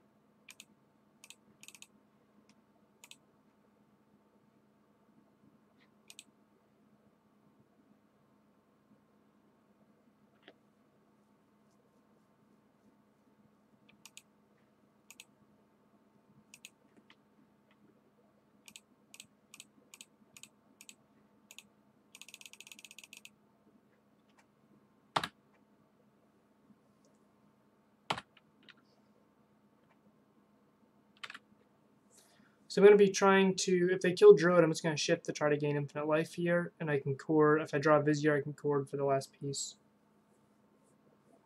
Walking Ballista is one of the best cards against us, and we've so far in this league faced Walking Ballista in 1, 2, 3 out of 4 matchups. Still doing all right though, still alive.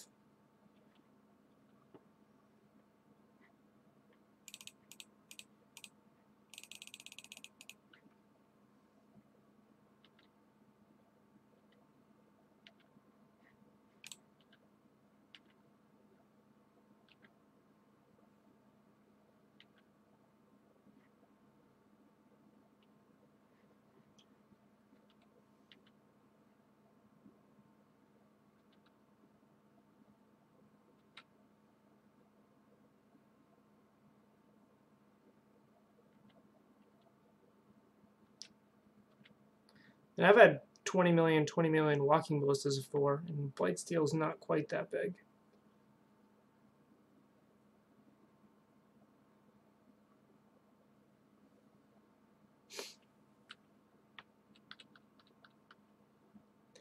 My best possible draw is Galactic Company. Sure. I feel like this is a little odd from the opponent right here. I don't know, one time I said a couple hundred instead of like 20 billion, bazillion, gajillion.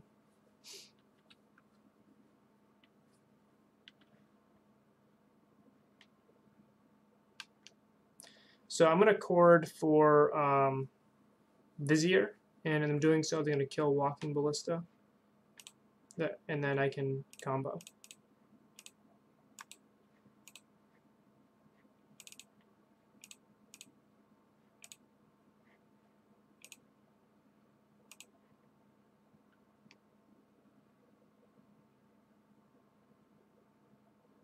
Okay.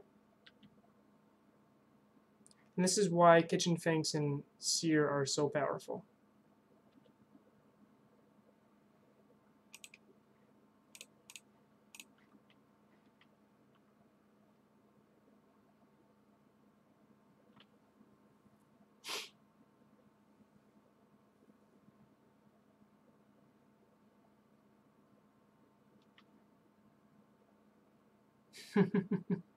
Got spell snared. That is so painful. I have though cast a ballista on for x equals 2 when I had plenty of mana out. I didn't have infinite, but I had plenty of mana out when I was against a Death Shadow opponent in case they had Disdainful Stroke.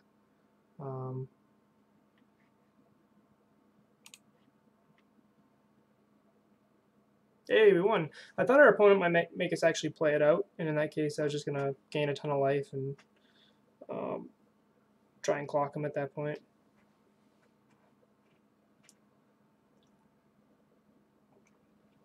I'm trying to remember the scenario. It was at Regionals. I think I had like 10 mana.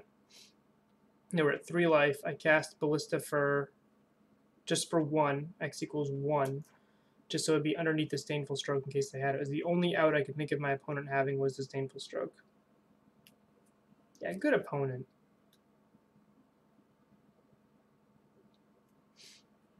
Because if I gained up to 100 life, Amulet Titan is actually one of the few decks in the format which can actually deal like 100 damage decently quick. They can swing for over 20 at a pop, so.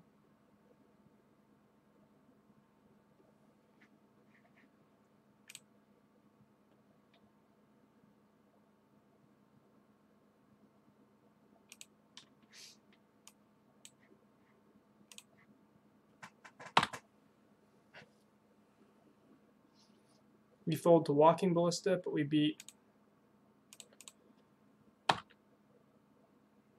pretty much everything else. We need to draw a land.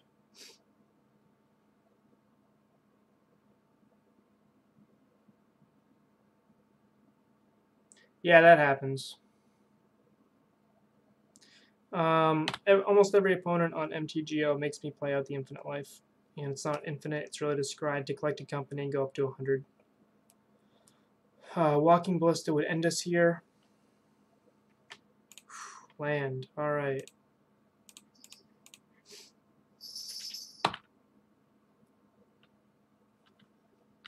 Okay, so now we have 1, 2, 3, 4, 5, cord for 2, win the game. They either have a walking ballista here to kill a bird, which would slow us down.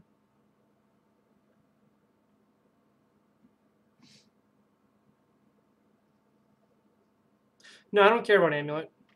I'm going to kill them before they can kill me. They need a second Amulet to turn 3 me, so...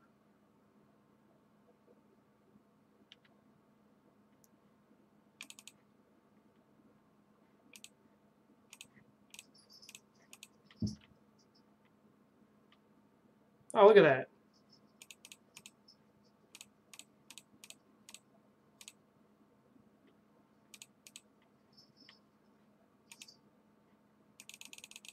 They might have a path to exile right here.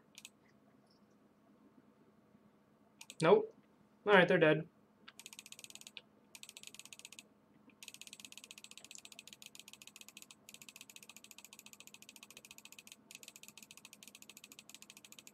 Yeah, I feel like they could have had a path. We actually haven't seen path at an Amulet game we did in the first opponent, right?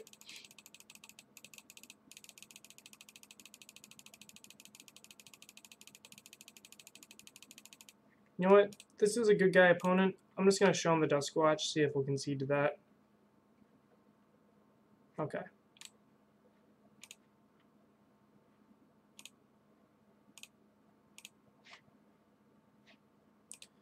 Eat Amulet. 3.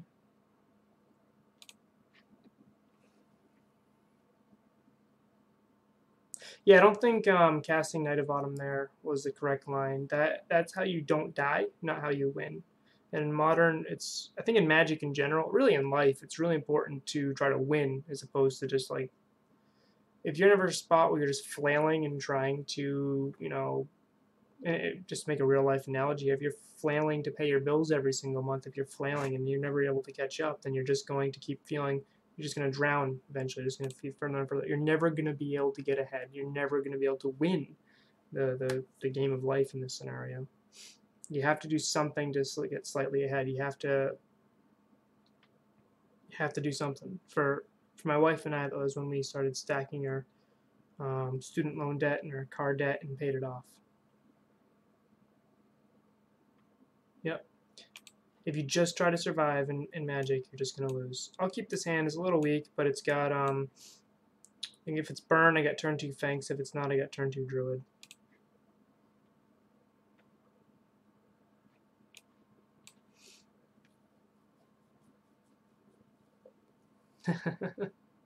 Thanks, Funky.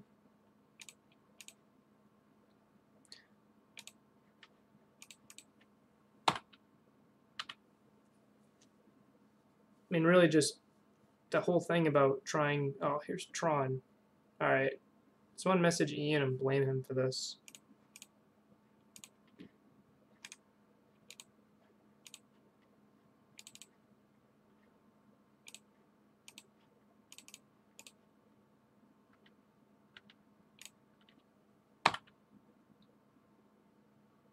No more lands. We don't need to draw lands here. I mean, sometimes I really want to draw lands, but around 21, when I have this many in play, I don't want to draw any more.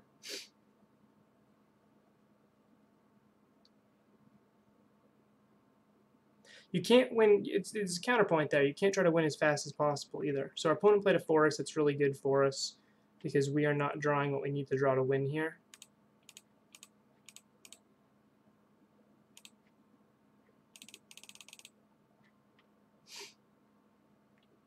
Good news is I'm going to drop a Noble here and be able to swing for a decent chunk next turn with Gavany if I don't draw anything else.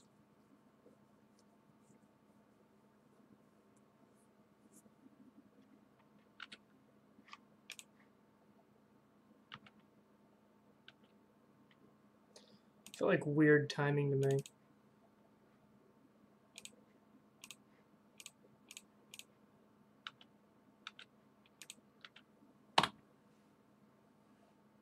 Bam, take that, Tron. Pew pew. Alright, so this is a matchup I don't enjoy. Luckily, our opponent is struggling pretty hard here. Unfortunately, they have like the best card you could possibly have against us here.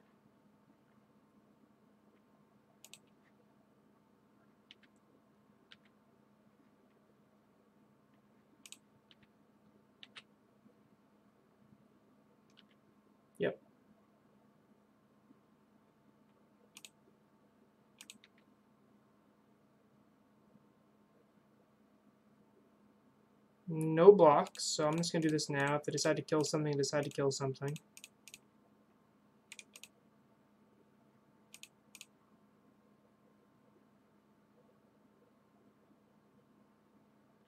Okay.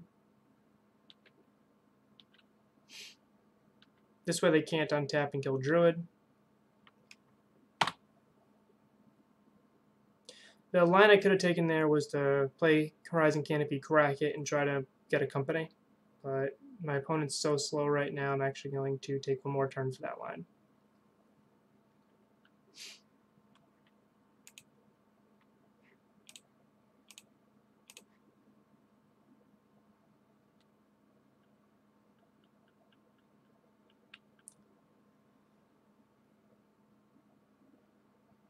I guess we can draw more lands. Yikes. Alright, so Eternal Witness is going to stay in my hand. Because they're just going to blow up the board next turn.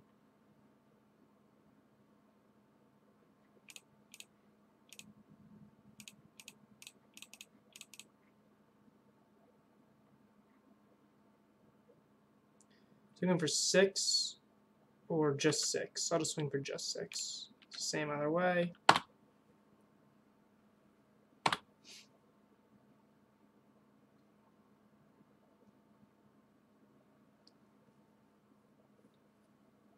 Wow. They did not draw another land. So we win. Alright, past Michael, what did you say about Tron? You said that the infinite plan... Okay, let's bring this in for everyone to see. So this is in the Discord. Anybody who wants to see this, join the Discord and you have access to this document. Or you can just copy that link right there and be a jerk, not join my fun and awesome Discord. So I take out Scavenging Ooze since it doesn't do anything there. I take out a Renegade Rallier if I was running it. Take out the Infinite Life plan because Infinite Life does not beat Tron. I bring in Removal. Maybe a Sin Collector, depending upon how I feel about the matchup. 2 Knight of Autumns, maybe a Gideon, and a Plague Crafter.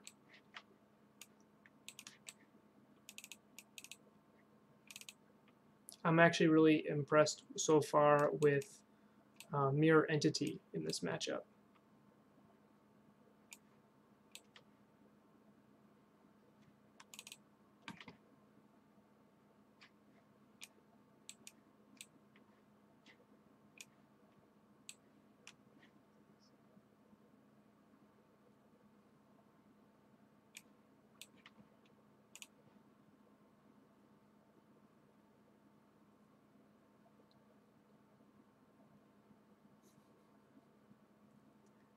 Discord's awesome. Although we do need more mods. I don't know. Jacob, you here? I think we were talking about how I don't think 2 people can handle modding a 200-person server by ourselves, especially with a server as diverse as ours is.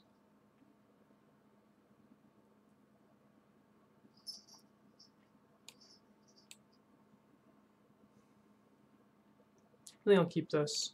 I brought Anafenza in just as a fair beater.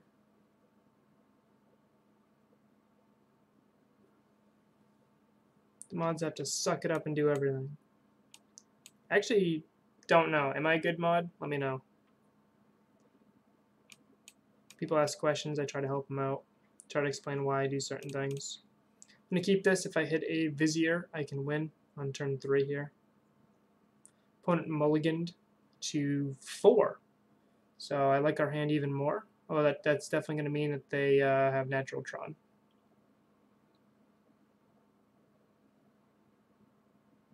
No. Overneath, thanks. Yeah, definitely interested.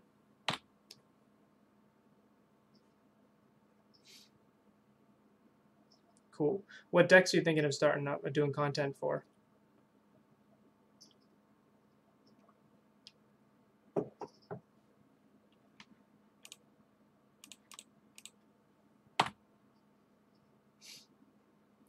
We know our opponents could have natural Tron here, right? Oh, I'm wrong.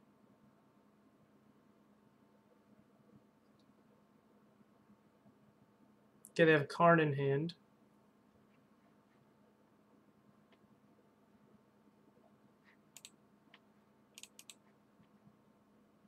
If they played a map there, I would have been tempted to blow it up just to kind of stall them, but I still think the right line is always to go for the win here. And against a matchup like Tron.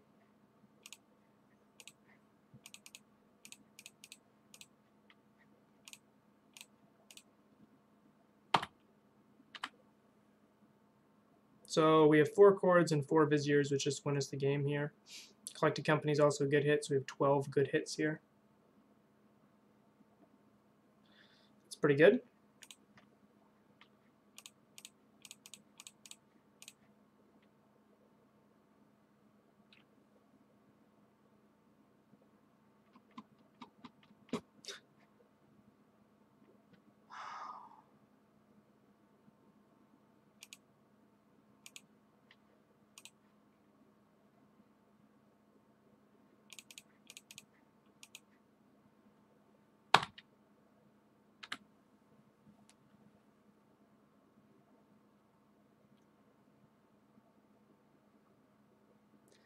I don't think we've had a good Coco hit yet, have we?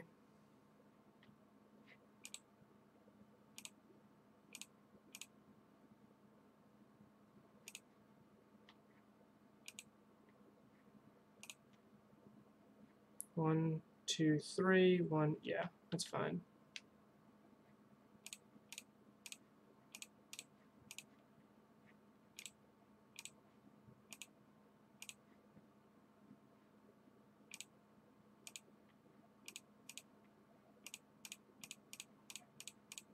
All right, good company hit.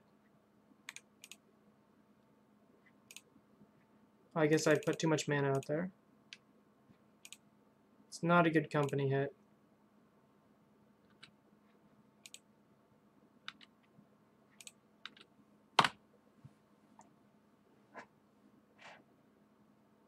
Oh, I put too much mana out there because the werewolf flipped and made Ewit cheaper.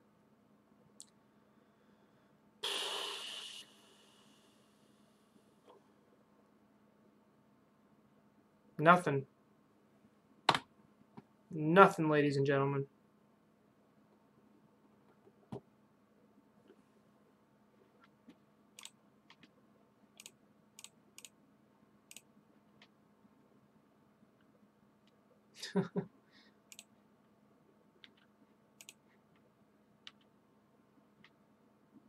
There it is.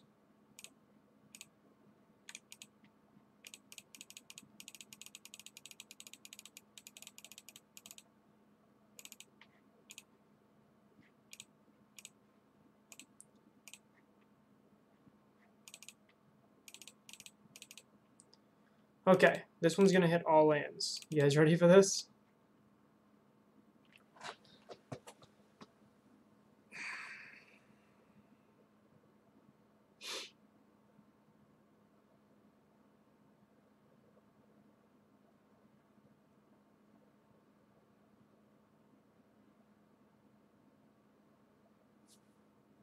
That's how you beat Tron. You float a ton of mana, you cast the Collected Company for 3 Viziers, and you win the game.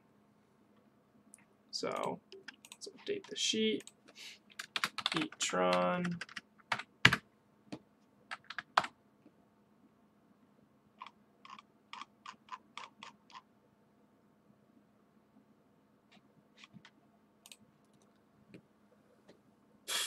Yeah, what an easy video game. You just click a bunch and your opponent concedes. I mean, I guess when they don't do anything, they just... I mean, if they had plenty of live draws, if they had drawn an O-Stone there, I think they were fine.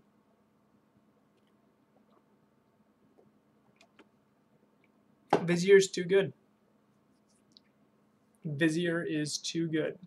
Okay, so it is midnight here, but Garrett, you stuck around. You're a damn trooper. You've been with me for 2 hours now. So what I'm going to do is I'm going to share the super secret spicy brew I was working on, which is probably crap. I wanted to make a deck that was better against Tron and Blue-White Control. I don't know if you were here the whole time, Ron. And I wanted to make a deck that worked better with Mirror Entity. We would have grabbed every creature on their turn. Not, I couldn't on my turn. So on my turn, I could have drawn, on their turn, could have flipped.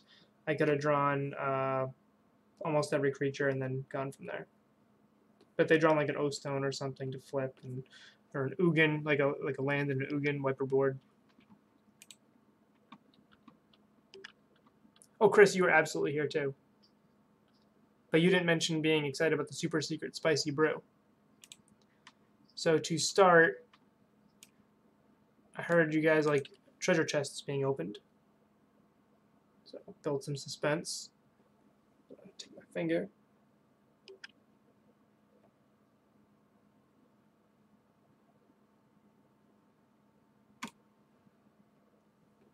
You ready? Super suspenseful. Take my finger.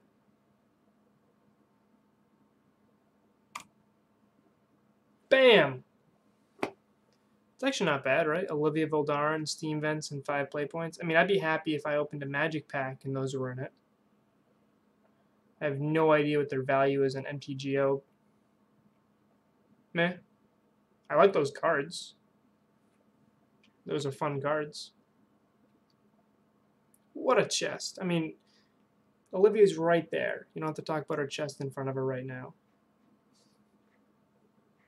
I liked it. A mythic, a land. I mean, I'll use these cards. Olivia's a fun card.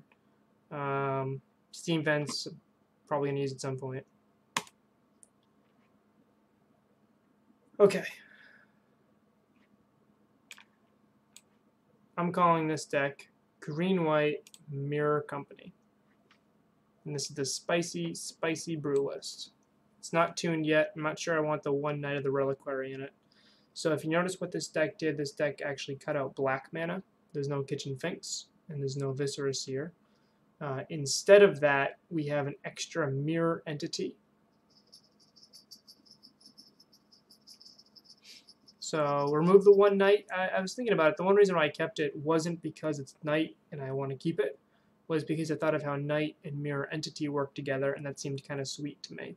The fact that if I make all my creatures a 4/4, Knight would be a 4/4 plus however many lands are in my graveyard. So I could actually maybe squeeze a couple extra points of damage there. And that cute little interaction intrigued me enough where I thought maybe Knight was worth being a one of in this list. Knight is not in here as a deck 2. It's probably too cute, but I mean, I'm running 2 mirror entities. So the whole point of this list is every creature in this list except for Shalai is a hit off of Militia Bugler. This deck's primary goal is to do the Druid Ballista combo. Secondary goal is to win with Mirror Entity and flood the board with Militia Bugler and Ewit triggers. Buglers to the hand, yes. Yep. One thing I actually thought about doing, and yeah, you're right, I mean, Knight of the Reliquary probably is too cute. So I think I'm just going to, I was thinking of actually just running one more Dork. That's probably the right play anyway. I want to flood the board as fast as possible here. I've played one match, 1-0 with it, and just for you guys,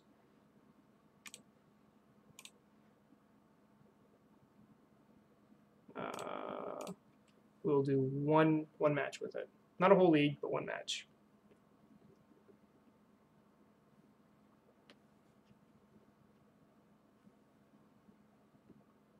What I like about the deck is that Militia Bugler hits Mirror Entity, and Mirror Entity is been absolutely fantastic ever since it's been added to the deck.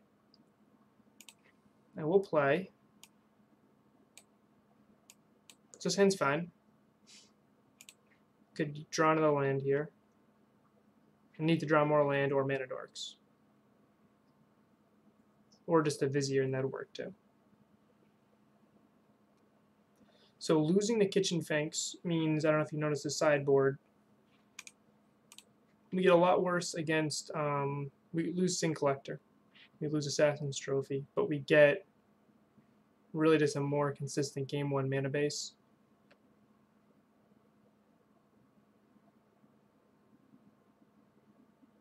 Yes, this is not a deck that I'm proposing we play at the next GP.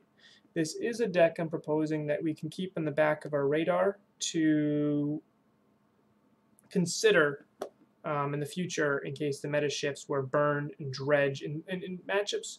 Like right now, if you look at the top decks, Kitchen Finks is phenomenal. If there's ever a situation where Kitchen Finks is not that great, I might return back to this deck. Other than that, I just like the idea of like I'd play this instead of like Green White Value Town list. So Jacob, like this is the list I would play instead of Green White Value Town. Eidolon is actually not great against the majority of. Like I think it's too cute to main deck because it actually hurts us too, as you can see in the last league I posted on YouTube.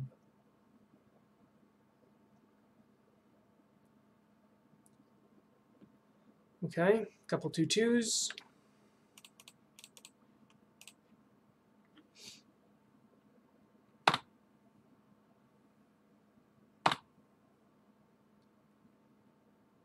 So Eidolon is great against Storm, great against Phoenix, it's great against Living End. I don't like it against the rest of the meta.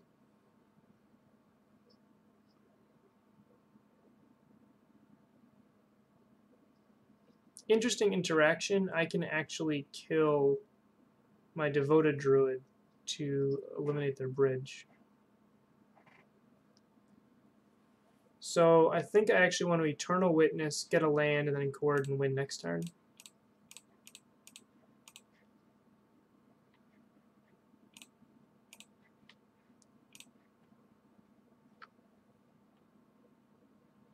And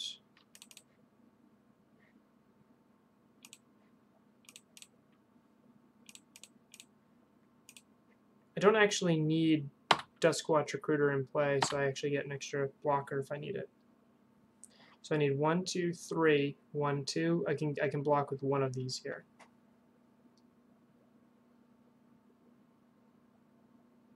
Yeah, Ewit's phenomenal. Just buying back land's great.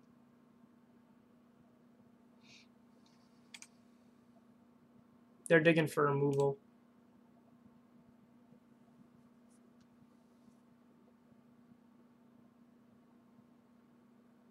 I mean, a gut shot would be pretty terrible right now. I don't know if they run it.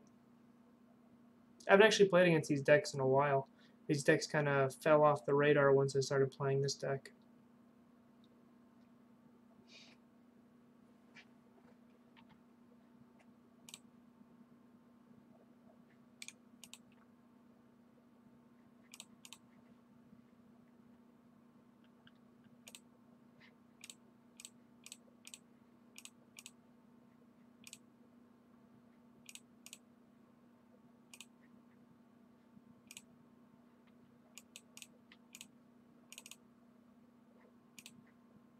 Good guy, opponent. So this list actually runs double Scavenging Ooze because you don't have access to something like Anafenza. Don't really think there's anything else I'd really be interested in. We do need more polls about sandwiches.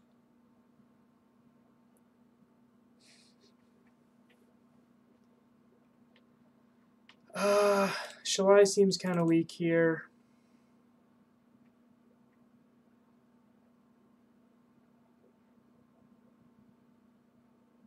I'll cut a bird. Notice what we have right now is 3 Scavenging Ooze. That's something this list has that the other list doesn't. 3 Scavenging Ooze is very, very... Actually, I want to bring back that bird. Let's bring back that bird and cut a Eternal Witness. 3 Scavenging Ooze means I can be better against graveyard-based decks. That's really my game plan against things like Storm with this list. So Garrett, what do you think of the list? You get to see the Spicy Brew. Spicy Brew takes advantage. It's a... I'll keep this. It's not great. Takes advantage of Bugler and Mirror Entity. Tacos are really good sandwiches. Anyone who says otherwise is a fool.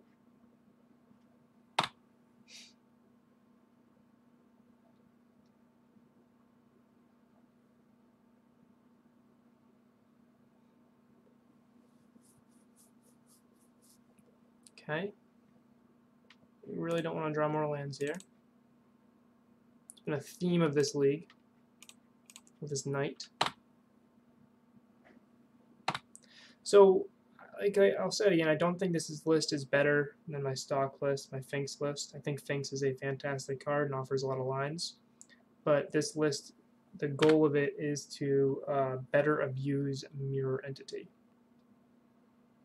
Yeah, someone's local meta, like if their local meta was really mean, like people have been writing in the Discord about having a local meta that's really kind of mean to the Finks variant because it's a lot of control, a lot of Valakut, a lot of different things like that. I think this list could be a little bit better. If there's a list, if there's a deck that was a good draw. If there's a meta where Infinite Life is not winning you games, then this list might be better for you.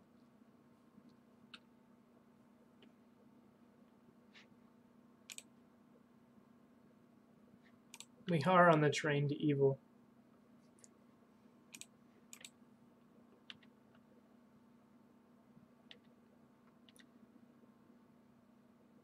I'm not blocking. They could have something stupid here.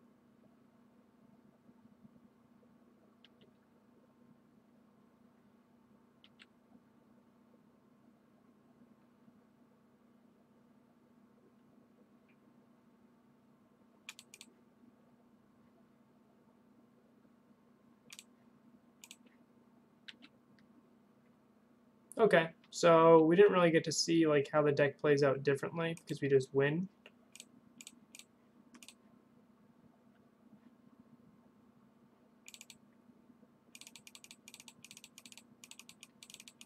Yeah, next stop evil. Welcome to the Doom Drain. Next stop evil. Probably should have checked to see if that was like trademarked or something.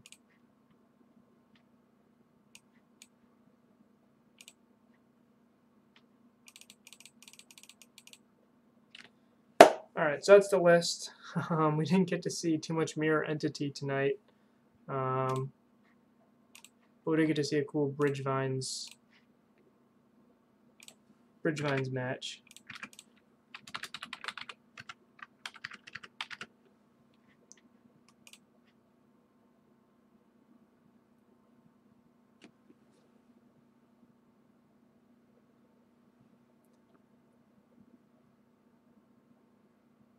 No, you cannot run Kitchen Finks and Bugler in the same list. I tried it. One of my earliest versions of the deck I tried doing a cute thing with Militia Bugler. I tried it in the Renegade Rallier slot because I realized the power of Militia Bugler, Eternal Witness, Scavenging Ooze. I mean, Militia Bugler hits almost everything in the deck. And I was running Safi, Eric's daughter, instead of Shalai back then, so I really liked the idea. The problem is with Kitchen Finks, you already have four 3-drop slots in the deck, and you can't also. Mirror Entity doesn't hit that. Sorry, Militia Bugler doesn't hit that. So I don't think you can run those together. You can't. Maybe you can run like one Finks, one Seer, but at that point, you're kind of like an all-in version, and I think most of the time you're going to want to hit Finks off of a Coco instead of a Bugler. Well, this deck can grind better in situations where Kitchen Finks isn't able to grind, like maybe they have a Scavenging Ooze in play. If you collected company into like 2 Buglers, that's going to be way better than companying into 2 Finks against Scavenging Ooze. Ugh, man, it is getting late here. So I like this version in metas where Infinite Life doesn't win. I don't think this is the end-all be-all. We still got the sandwich discussion. I love it.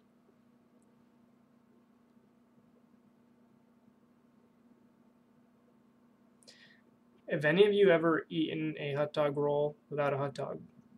Serious question. Because I've eaten a hot dog roll without a hot dog. I've also eaten bread, just by itself. Not like a bread roll, just like slices of bread. I don't like cutting black either, but black is main board only for Seer, and Seer's not good enough without Finks. Sideboard black, it's very good. We could actually even run black in this list for Assassin's Trophy in the side. I wanted to try just a straight green-white list. That way I could run a Field of Ruin to make us even better against something like Tron. Yeah. Yeah, you just put ketchup and relish on it and pretend like you're eating like a hot dog and throw it as a bun. You guys ever potato rolls? Those things are actually kind of tasty just by themselves.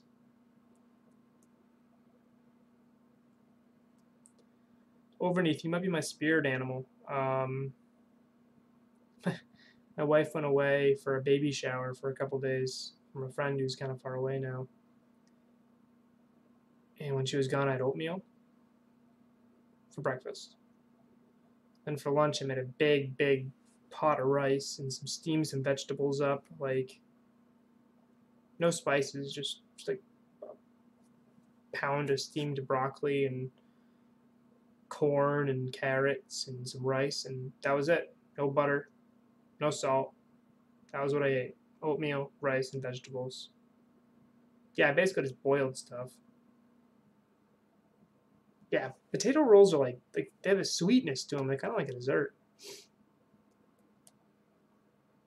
So I will make something tasty. I was actually a cook for many years, 5 years. I will, but if it's just for myself, I'm just gonna have plain rice and just enjoy the hell out of it because I don't really care. I like to cook too, but if it's just for me, like if I'm making for my wife, I'll try to make something tasty. But if it's just for me, nope, oatmeal, plain rice, vegetables, because I don't know. Like if I want to eat something super tasty, I'll have dessert, you know.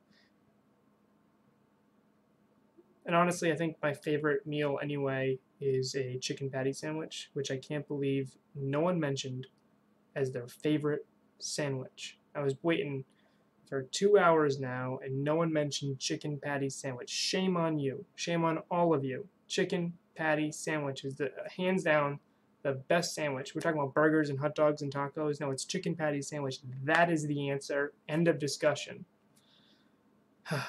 Narwhal, thanks for hopping aboard. Welcome to the sandwich discussion.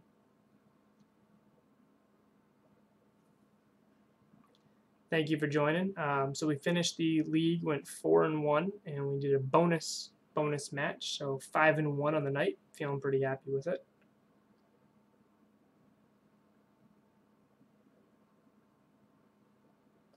Ron, I don't know if we can be friends anymore if you don't like chicken patties. It is a breaded sponge, but it's like the world's most delicious, unbelievably delicious sponge.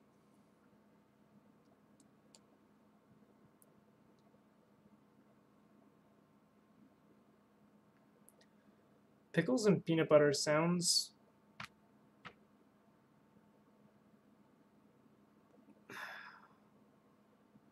I don't know, it sounds like something my dog would eat. Yeah, the mouthfeel. Like, I'm not even picturing flavor at the moment. I'm just picturing the crisp sliminess of like a pickle, or like the creamy thickness. Like the way they would make your saliva feel, I feel would just like absolutely ruin any enjoyment I could get out of that. Mouthfeel is definitely a thing. It's a nice Brooklyn 99 reference too. But food really definitely has a mouthfeel, and good food really does. What has the best mouthfeel? I think if you asked, like, there's certain foods that just have a phenomenal mouthfeel.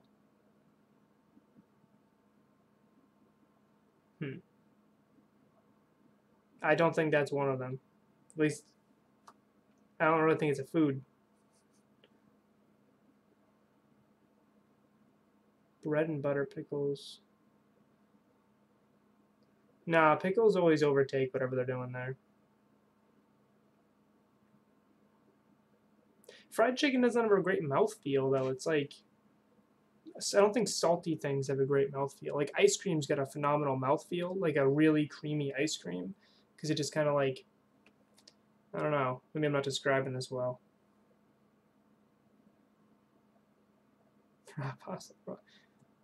Roldan, Lord Roldan, you're all over the place. Egg noodles have a really good mouthfeel. I will second that. They've got that, if they're perfectly cooked, they've got that right texture to really nail it home. Lauren and I were talking about foods with the best mouthfeel the other day, and I remember saying something. We're both like, yes, that is it, but I can't think of it right now. Like there's certain foods it hits you and you're like, yes, this is a great mouthfeel. Oh, it wasn't a food. That's why I can't think of it. Coffee. A great cup of coffee has an amazing mouthfeel. It's almost like in the morning, a great cup of coffee is get the mouthfeel of like that midnight when you wake up, you get your parched throat, and you grab that cup of water and you just drink that.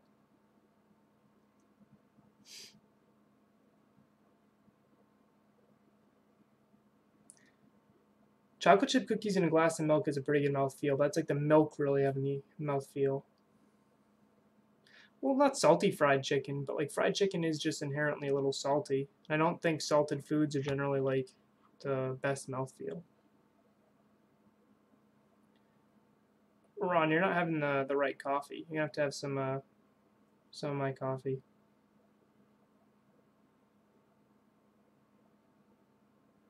Get some Freudian slips here.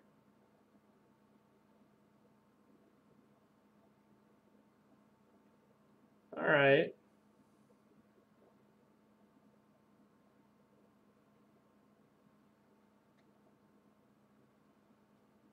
I don't think coffee's oily. Funky Bass, you in here? Give your opinion on some coffee. You and I were having a coffee discussion earlier. You inspired me to have my second pot for the day, which was a mistake. My stomach did not enjoy that. Hit on a second pot of coffee on an empty stomach just kind of punches you.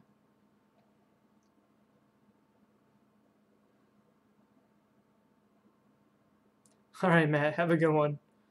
Hope you enjoyed our sandwich discussion and some collected company in the means there. Let me know.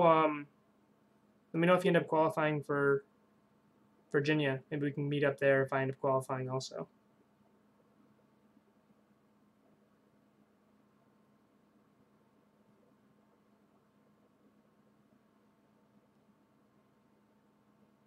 Ice cream has the best mouthfeel. Like I think that, especially like if you're a little overheated, you can just like kind of put that creamy goodness in your mouth. And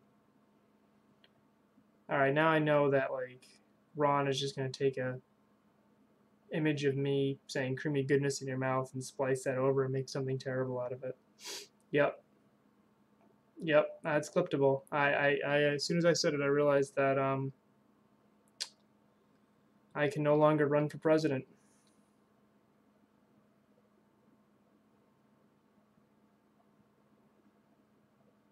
Yeah, I've definitely said worse things than that. I probably couldn't run for president anyway.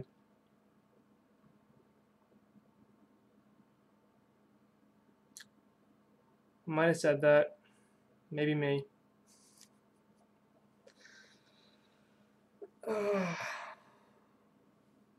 All right, so this is the part of this. This is the part of the program where I say cool quotes here. I love slipping it into my mouth. That was for you, Mr. Rhino. Nazorth, welcome aboard the Doom Train. Your next stop is evil. You have to chime in here and let us know what your favorite sandwich is. It's the topic of the night. All right. See you, Chris. Have a good night.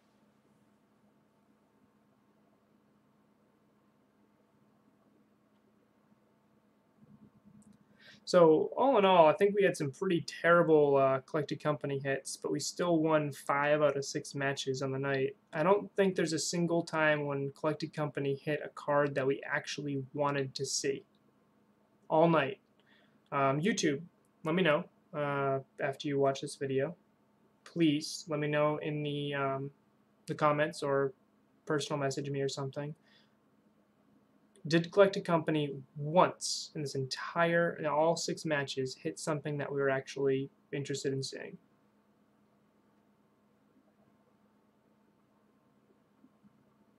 Wait, one more time? Yeah, you can go back. You can go back and watch that on YouTube.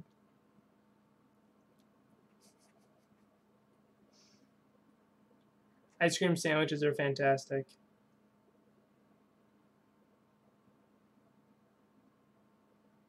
All right, Chris. I will try to remind you. I should make a note. Hey, Ron, remind Chris. There. We got this infallible system now. Cocoa was really, really bad. Cord, though, I think was really, really good.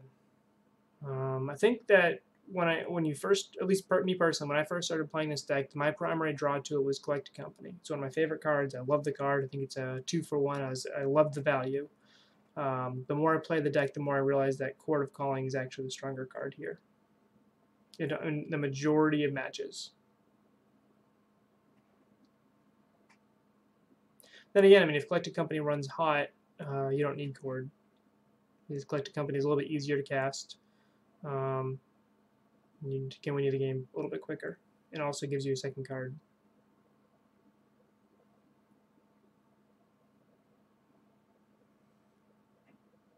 What about yogurt? I guess actually a good yogurt can have a good mouthfeel, but if I don't know, you guys ever have sour yogurt? I just can't put.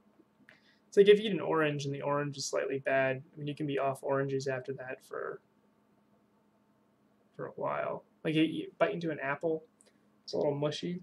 I don't want apple anymore. I'm done with it. Yes, I will talk Sultai.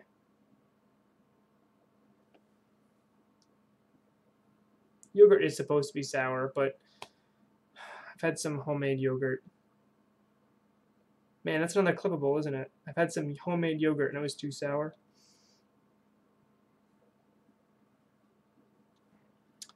Sultai. So I have a couple Sultai lists here. Everything from Sultai Reclamation with my spicy, where is she? My spicy Nissa Steward in there, which I think should be in the deck. I think her power level is correct, and she does what the deck you kind of want to do anyway. I have my Sultai Flare list here, which is a Sultai Traverse list. Also my Sultai Fairies and everything else. I don't know why. I don't really generally like processed food, but chicken patties are absolutely disgusting. Now, I actually don't really like yogurt that much. I used to. It's healthy, but I think I'm starting to turn off of dairy. Overneath. Grixis Shadow is almost completely blue-black right now. Correct. Yep.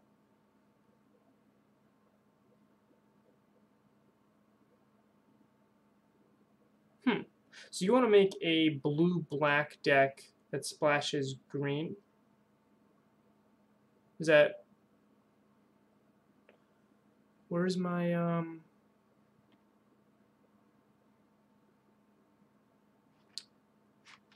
Hold on. I might have something...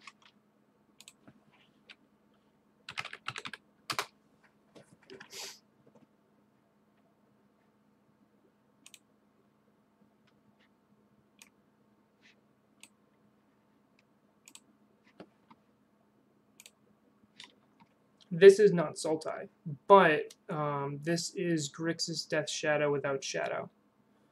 I'll jump back to Sultai real quick, but this is a deck that I think I had a similar idea that you had overneath, where Grixis Death Shadow was doing pretty well, but I didn't like the life total loss on it, so I brewed this. The whole point of this is a Hollow One Garmag deck. Hollow One's not really super powerful here. It's kind of meh. Really, the whole point. This deck can like turn 2 Garmag, turn 3 Garmag, and hold up stub both times.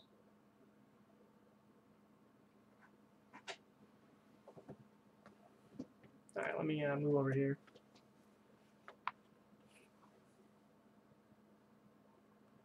If Counterspell gets printed in Horizons, Blue-Black Shadow will definitely be played.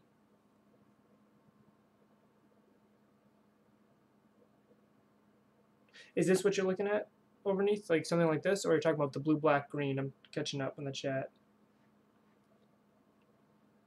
I also think Temur Battle Rage is an absolutely disgusting card, and I think that's the reason why Grixis Shadow does so well. There's no Delver here. I mean, this has got Flame Wake Phoenix and Hollow One. I was testing this deck for a while, and I was pleasantly surprised with it, but the lines of play resulted too much in drop a big fatty, protect it, and win. Yeah, I can pull up a stock shadow list.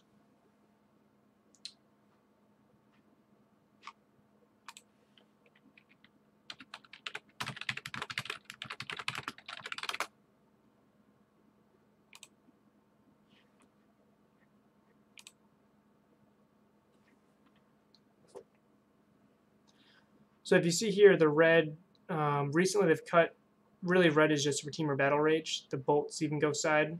So, and I don't like the anger. Let's buy Force. Just to combat some of the new meta. Sure.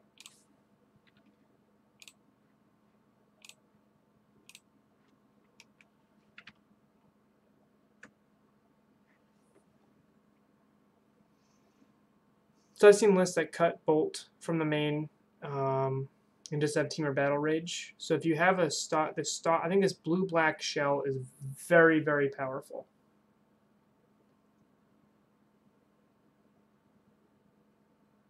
So overneath, are you looking to keep Shadow? Because I've tested Sultai Shadow quite a bit.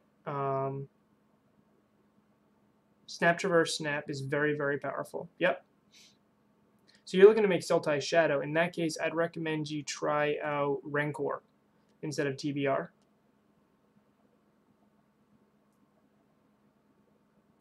My thoughts about Sultai Shadow was that I missed TBR, to be honest. It was better against decks like humans. It was better against things like that, where you're not as punished for having the delve threats. I also liked how I could have a 2-mana 5/6. It's so powerful. I tried Rancor in the TBR slot. It was good. It wasn't great. I actually ended up, I was talking with Ferox, and he sent me a deck, and then I had an idea, and I made this, which is not Sultai, Overdeep. I know this is not Sultai, but this shell, if you take the white out and make it blue, I think is what I would run for the Sultai shell. Instead of Lingering Souls, you have Snapcaster Mage. Just cut Path entirely. That's fine. But if you're cutting out TBR, I still think you should have some way of beating decks that go wider than you. And one thing that I found that I liked was Valraz and Walking Ballista with Shadow. If you have a Shadow, a dead Shadow, there's actually, I was playing this deck and I ran into a line where I was at like 14 life. I played Shadow. It died. I had Valraz in play. I made a 1/1 Walking Ballista, and then I scavenged the dead Shadow onto the Walking Ballista and pinged my opponent for 14. You can do cool things like that in Sultai Shadow while having access to Snapcaster Mage.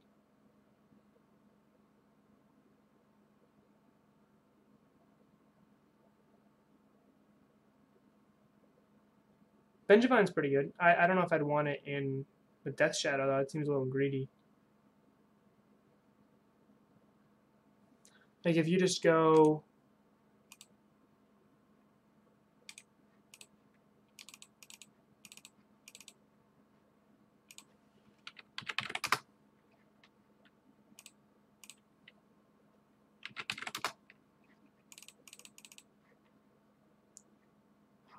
another removal spell, maybe another Dismember.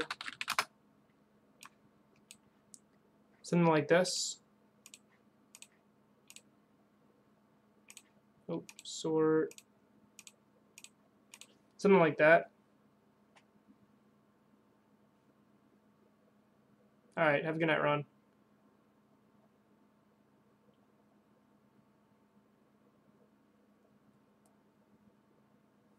I didn't get to Mr. Rhino. I didn't get to see Pleasant Kenobi. I'm not sure who that is. I didn't know someone else. I assume. I mean that combination is pretty easy. So my thinking was that Walking Ballista goes in Abzan Traverse as a delirium enabler and also does a cute little card on itself. So I was putting it in this deck that already had Valroz, then I realized the synergy there. Oh, nice. Nice. I like YouTubers. I'm a YouTuber.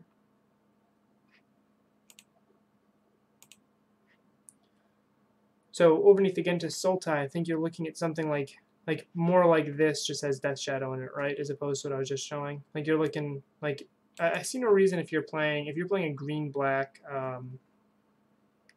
Traverse build. I think you need at least one Grim Flyer in that deck.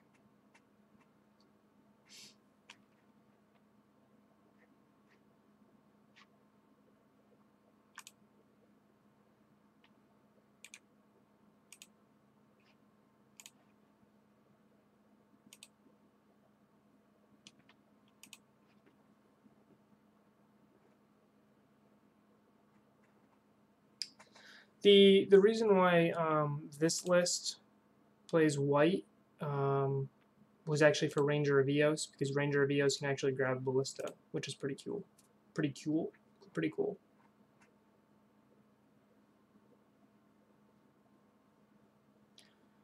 Grixis Death Shadow is much better positioned than a Sultai Shadow. As much as it pains me to say, I love Sultai. This is one of my favorite decks ever played right here, Noble Sultai. Homebrew, everything. I just don't think Sultai is as well positioned as Grixis Death Shadow. The problem with Sultai is that the Sultai community can't decide what Sultai is. My opinion, Sultai is a Jund deck. It's a green-black deck that splashes blue. If you look at most of my Sultai decks, that's what they are. They're like Core, Thoughtseize, Goyf, Fatal Push, Liliana, and the blue is for really light splash, Snapcaster, and the side for some counter magic, like this stuff right here. I mean, I also have that. I have this, which is a blue-black deck, which barely splashes green, and splashes green just for Tireless Tracker and Assassin's Trophy. Yeah, I mean, that's fair. That's what this list right here that I brewed was.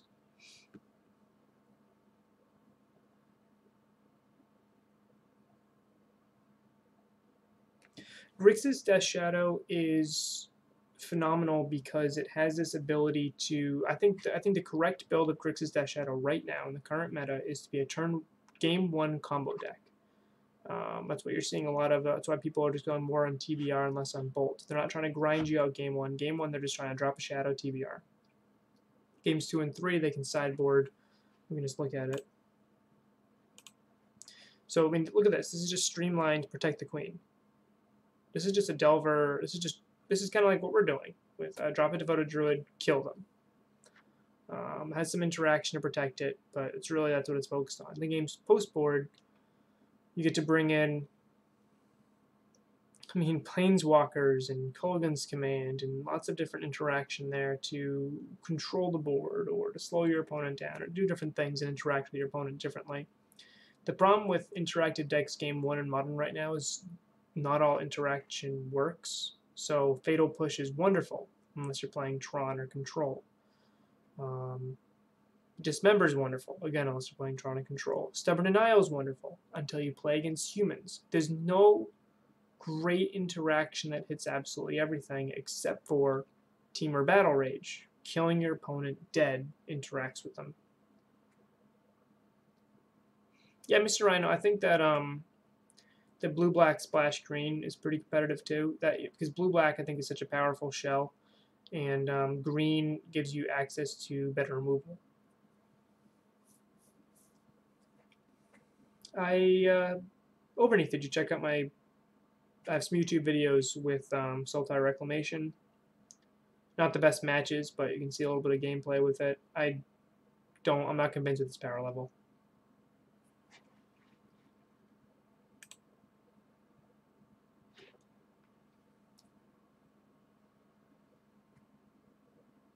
Yeah. So you're looking at green. I mean, I like Pulse of Marasa. 25 lands. All right, so this is blue-black control with green for trophy, pulse, and decay. My question to you would be, is splashing a third color worth it then? Because Assassin's Trophy is phenomenal. Pulse of Marasa is also really, really neat, and Abrupt Decay is great too. But is hurting yourself for that third color worth it? Oh, sorry, I'm getting a little sleepy here. It is past my bedtime. We're doing okay. Yeah, I mean, I feel like Sultai Reclamation's an okay deck. I think it's fun. Played against it last league. It does have a high fail rate against itself. And the deck is stronger than its players. Yep, it's very hard to play. It's very hard to know when to mulligan and things like that. Yep, Pulse does fix itself. You're absolutely right. No, I wasn't saying it didn't hit its colors easily. There's a price to pay whenever you hit 3 colors. That price is not. I don't think it's consistency. Not in Modern. Not with how many fetches and everything else you have. I think that price is life. Something like Burn. Against an aggro deck. Against Is it Phoenix when they're gonna just ping you for 3 in the air every turn against humans? That's what I think the price is. So when I was asking what is the third color worth the price, it probably is. I think that it's a question worth asking when any brew. Oh, this looks neat. This looks like a pretty hard control deck. I love Torrential Gearhulk. Nimble Obstructionist main seems sweet.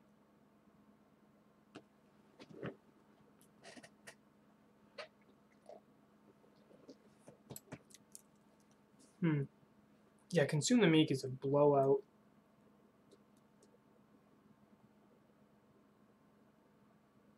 So your only turn 1 play is, I guess you have Fatal Push and Opt. Not a huge fan of Opt turn 1 though. So probably turn 1 tap land, turn 2 Brutality, push.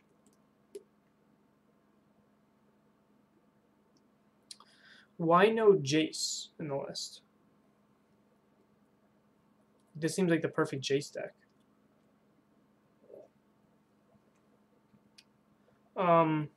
Overneath, so generally tiers in Modern have to do with how much they're played. So not power level. For example, Abzan Company, I would say power level is on tier power level with all the tier 1 decks. I think it's as strong as Humans. I think it's as strong as Is It Phoenix, as Amulet Titan, as all those other decks.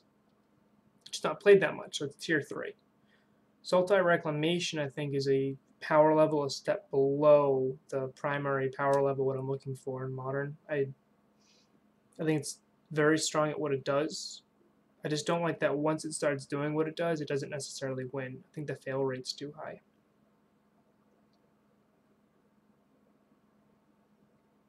Oh yeah, it's a neat interaction. Pulse of Marasa does rebuy snaps. That's cool. Yep, I've used Pulse of Marasa in Valakut decks. Used it to rebuy Secure Tribe Elder, which is neat. I like Liliana the Last Hope a lot. Oh, you were actually talking about Liliana, not Pulse. But yeah, Liliana rebuys them too. I mean, either way, they're both an ultimate machine. One thing I like about Jace is Jace would actually give you an out to infinite life. I think this deck could use 1 Jace in it.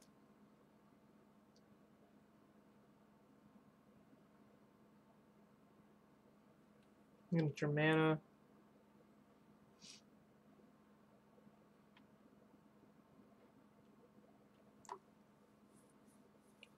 I like how you can cast every spell in your deck under Blood Moon. That's the first thing I was checking. I like that.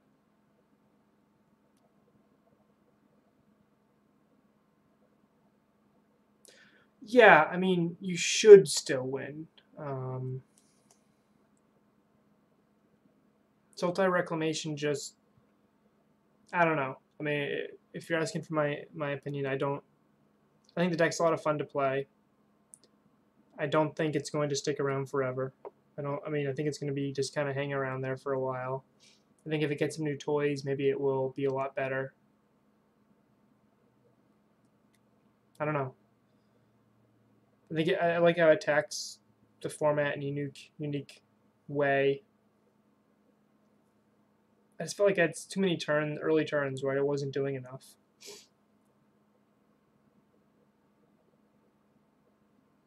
Yeah, it's if you untap with a 4-drop, you should win the game, right? Like that's just how it should go. If you untap with Chase the Mind Sculptor, you should win the game. If you untap with, we don't have any 4-drops in our deck. If we can tap with Mirror Entity, we should win the game. That's a 3-drop. So.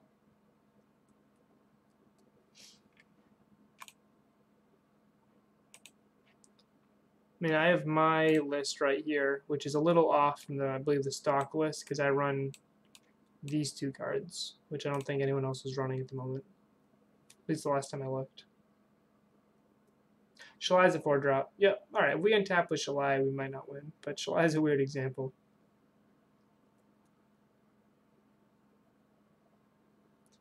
This is my Sultai Reclamation list.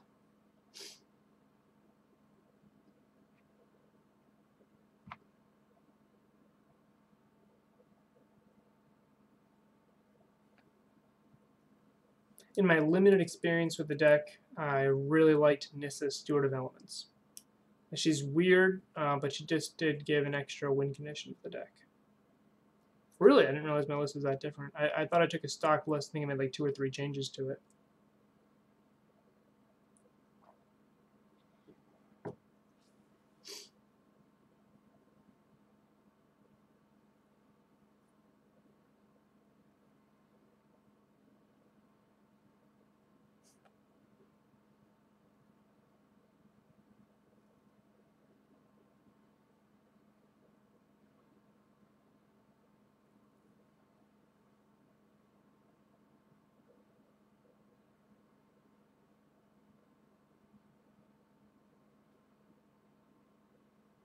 So, yep, that's the list.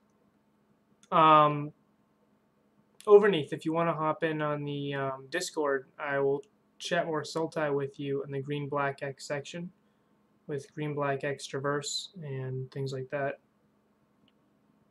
I will be streaming Abzan Traverse pretty soon, too.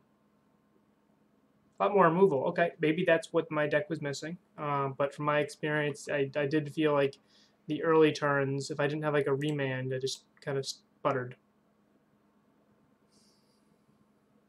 Yeah. But I'm going to head off now. I will talk to you guys later. I'm going to catch up on, before I hop to bed, I will check up on the Discord, make sure the chat there is fine.